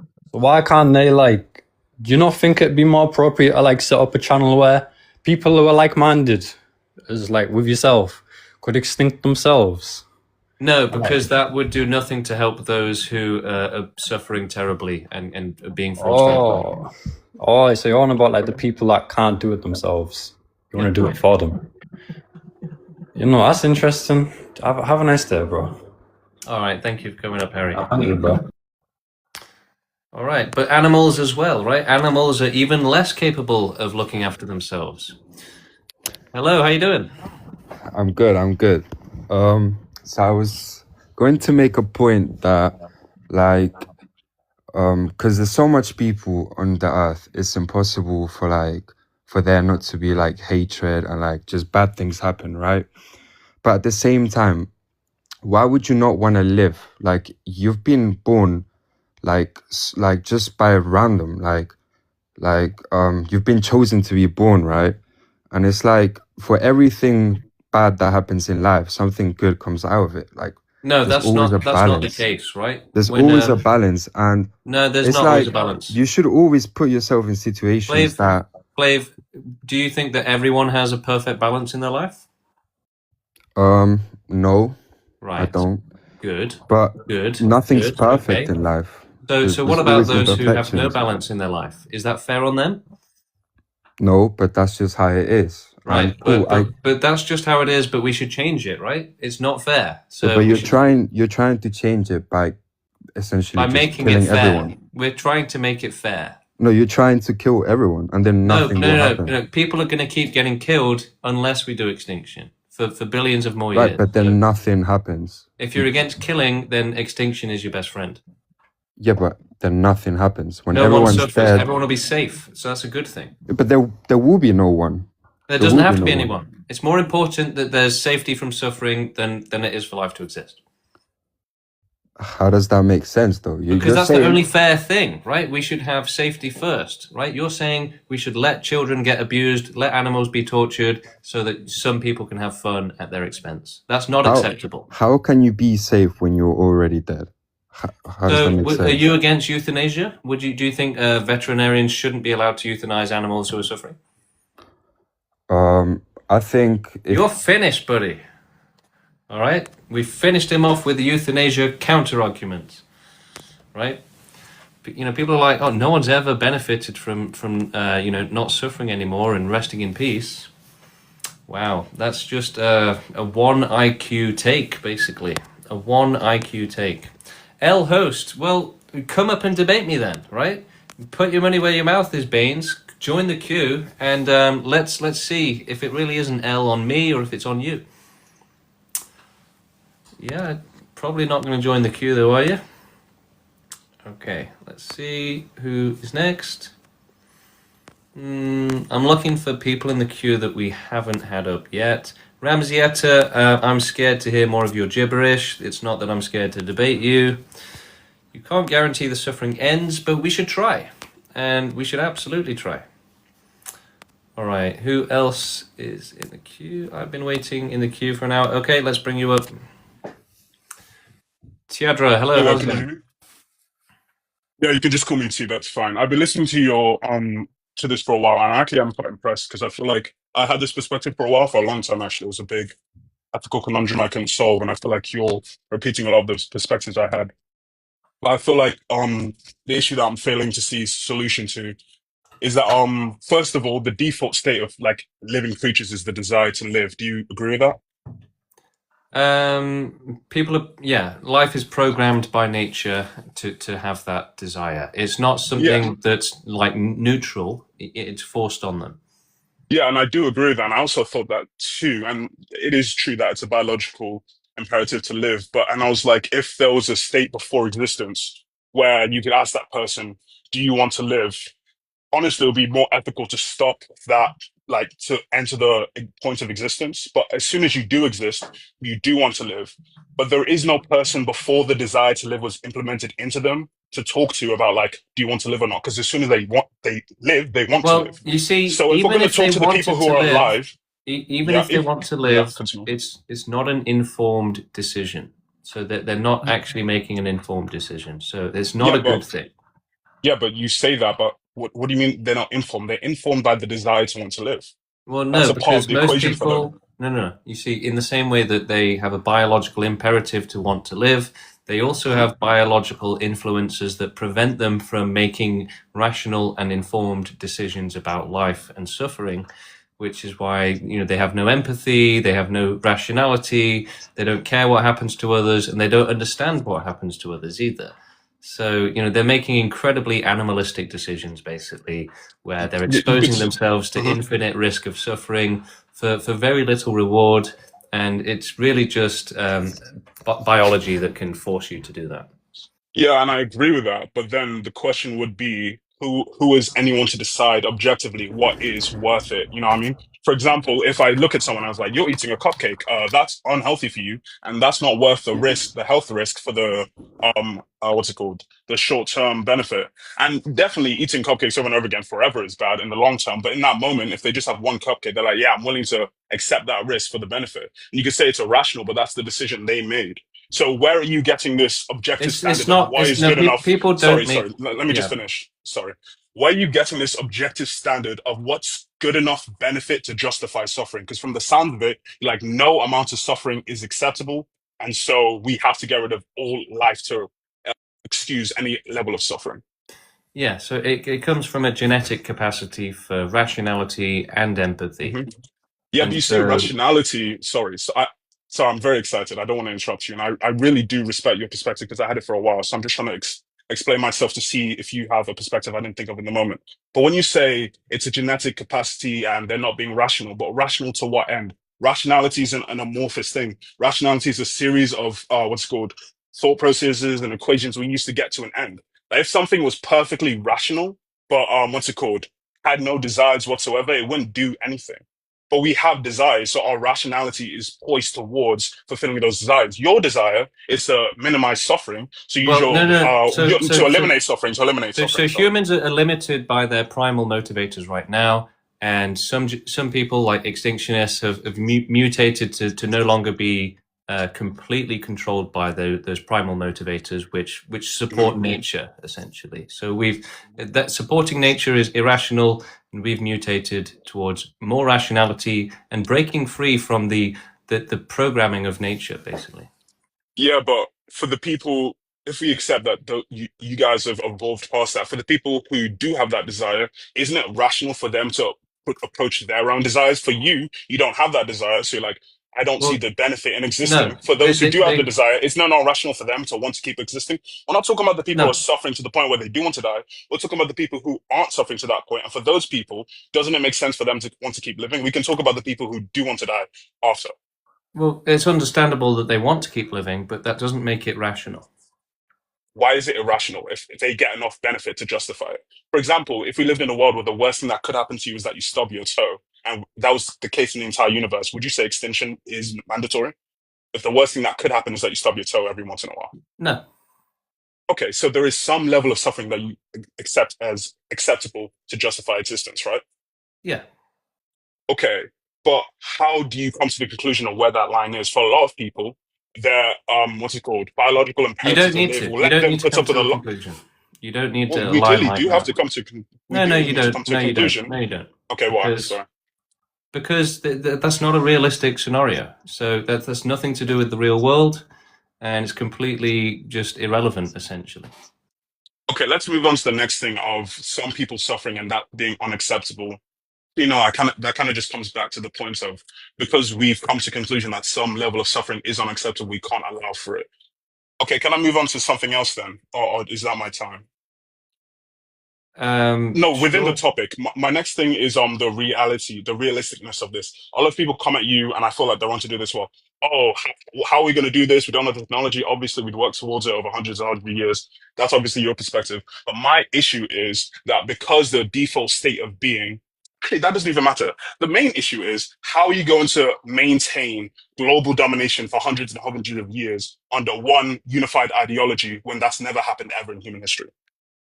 Because the way to make this into reality is that you have to get rid of all animals and plants, and then you work on murder drones to go into the universe, and then you get rid of humanity. We'll do whatever. You We'll said do anything. yeah, It doesn't yeah, matter but what it is. you can say that, but there's been regimes throughout all of human history that have also been willing to do whatever, and they failed. So how would you? It seems unrealistic to me, and you keep pointing to that's not realistic. That's not the real world. Well, in The the real world, there's anti-slavery never movement been. was successful, right? So I you mean, know yeah, you're it's been just being successful. overly pessimistic. Maybe, but I think if we agree that the default state of like life is to desire to live, and you're saying we can create a global hegemon that is anti like the natural state of being, and we're going to maintain that very like anti the natural state of being for the longest. Like it's like if I wanted to, I'm not being homophobic, but it's like if I wanted to make a global hegemon of forcing gay sex, everyone has to have gay sex, like no matter what. Of course, there's going to be some people who are okay with that, but there's going to be a lot of people who really, really don't want to do that. So even if Yeah, it's but this is possible different to because do this is that, there's for just a so good many reason, people. right? There's Well, no, actual, you can say it's a good reason, but lots of people disagree on what's right and wrong. So you can well, say no, because we it's do have being right on our side, right? It's a massive advantage.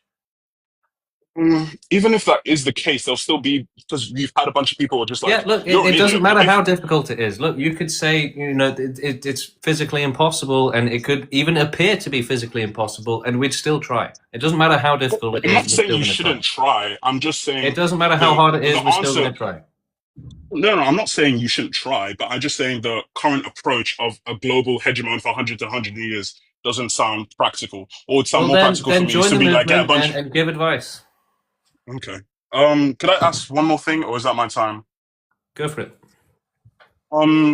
The Okay, so why are animals included in this suffering calculation? Because from my perspective, morality is what's it called? A social technology created to make humans behave in an appropriate way. The reason why we don't want people stealing from each other is because we don't want to live in a society where people steal and all that stuff. Morality is like a human That's creation. basic morality. That's like, level 1 morality, basically. Okay, so where does the higher level moralities come from? Rationality and empathy. So empathy is a biological animal instinct of humanity. Well, I guess, yeah, maybe it mostly comes from rationality. Yeah, but who are we empathetic to? Like we can see in the real world around us that if someone just doesn't look the way you think they We're should, empathetic to life. and all life. Not really, though, because if we were truly empathetic to all life, we wouldn't have the animal industry. Well, yeah, the way that we you're do. not. We clearly don't But care we enough are. about pigs. Yeah. Well. Oh no, Yeah. you can say you personally, but we're talking about you're ascribing your own lived experience and saying that's the human lived experience. But the human lived experience is that we don't care too much about animals, and that's why we're Yeah, we fine have with to mass change murdering that. them. Yeah, we have to change it. What are you gonna? Okay, that's fine. That was a good conversation. I enjoyed talking to you. I just feel like if it's okay for me to round off, I just feel like you have an idea of what you feel a certain way, and you're assuming everyone else is going to feel that way. But I feel like No. there's just this No, fundamental wall we're not between you assuming and those that. people. We're not assuming that. You're not assuming that. Why would Do you I feel assume like you that can- everyone else is going to feel the same way as I do? That would be like an autistic trait or something. Oh no, not everyone, but enough people to enact global hegemony for hundreds of thousands of years. Well, I we just only don't need a think- small population to do it, a small percentage, right? Most movements in history that were successful, they only had like 1% of the population coming out and actually causing the change. Most of the population just sits at home. You've got old people, children, people that just don't care. So it only takes a small number of people to make a change. Yeah, but people tend to care when it affects them personally. Like I only care so much about littering as a concept, but if I walk through streets that are covered in filth, I'm going to care if it affects me. So if you have a movement that affects literally every living creature, you can say you only need so many people, but in those few people, you're making enemies of everyone who exists. Yeah, well, we Right. just have to find solutions to all Like of these slave problems. owners really cared. Slave owners really cared about the abolishment of slavery. So wouldn't every living creature really, or every human creatures, animals aren't really relevant to this. No, Every I mean, human would lots of be people against want it. to die, and And lots for those of people, would it not support make this. more sense to just give them access to No, suicide or no, because euthanasia? treatment is infinitely more unethical than prevention. Why? If we understand that but that just comes down to the idea that no level of suffering is acceptable. Because if we can Well, accept why is most any people, suffering acceptable? We should have a zero because tolerance policy. because if I broke my leg for the period of time when my leg is broken, It's not I mean, about lots of you and your suffering. stupid Wait, leg. no, Okay? It's not about your leg. Can you not call me stupid? I feel like I've been. It's pretty not about respectful. your leg. You're done. You're finished. No. Right? No one cares about your leg. We care about real suffering. That's a straw man, basically. Okay? Your leg can get out of here. Your leg is done. Okay? No one cares about your leg. Deal with it. Right? Your leg is not relevant to animals being eaten alive, children being abused, people living with depression. Let's cut your leg off and throw it out the window. Forget it, okay? We don't need your leg. We need zero tolerance policy on suffering, and your leg doesn't come into that conversation. Okay, I am going to take a break there, everyone. So follow my channel, check out my videos, and join the conversation on Discord. Join us all there and continue the conversation. Bring your questions, join the Discord, become an activist, help us grow the movement. The link to our Discord is on my profile on the link, or you can Google search Abolish Suffering Discord. And I might be back in like an hour or something. So I'll see you all later.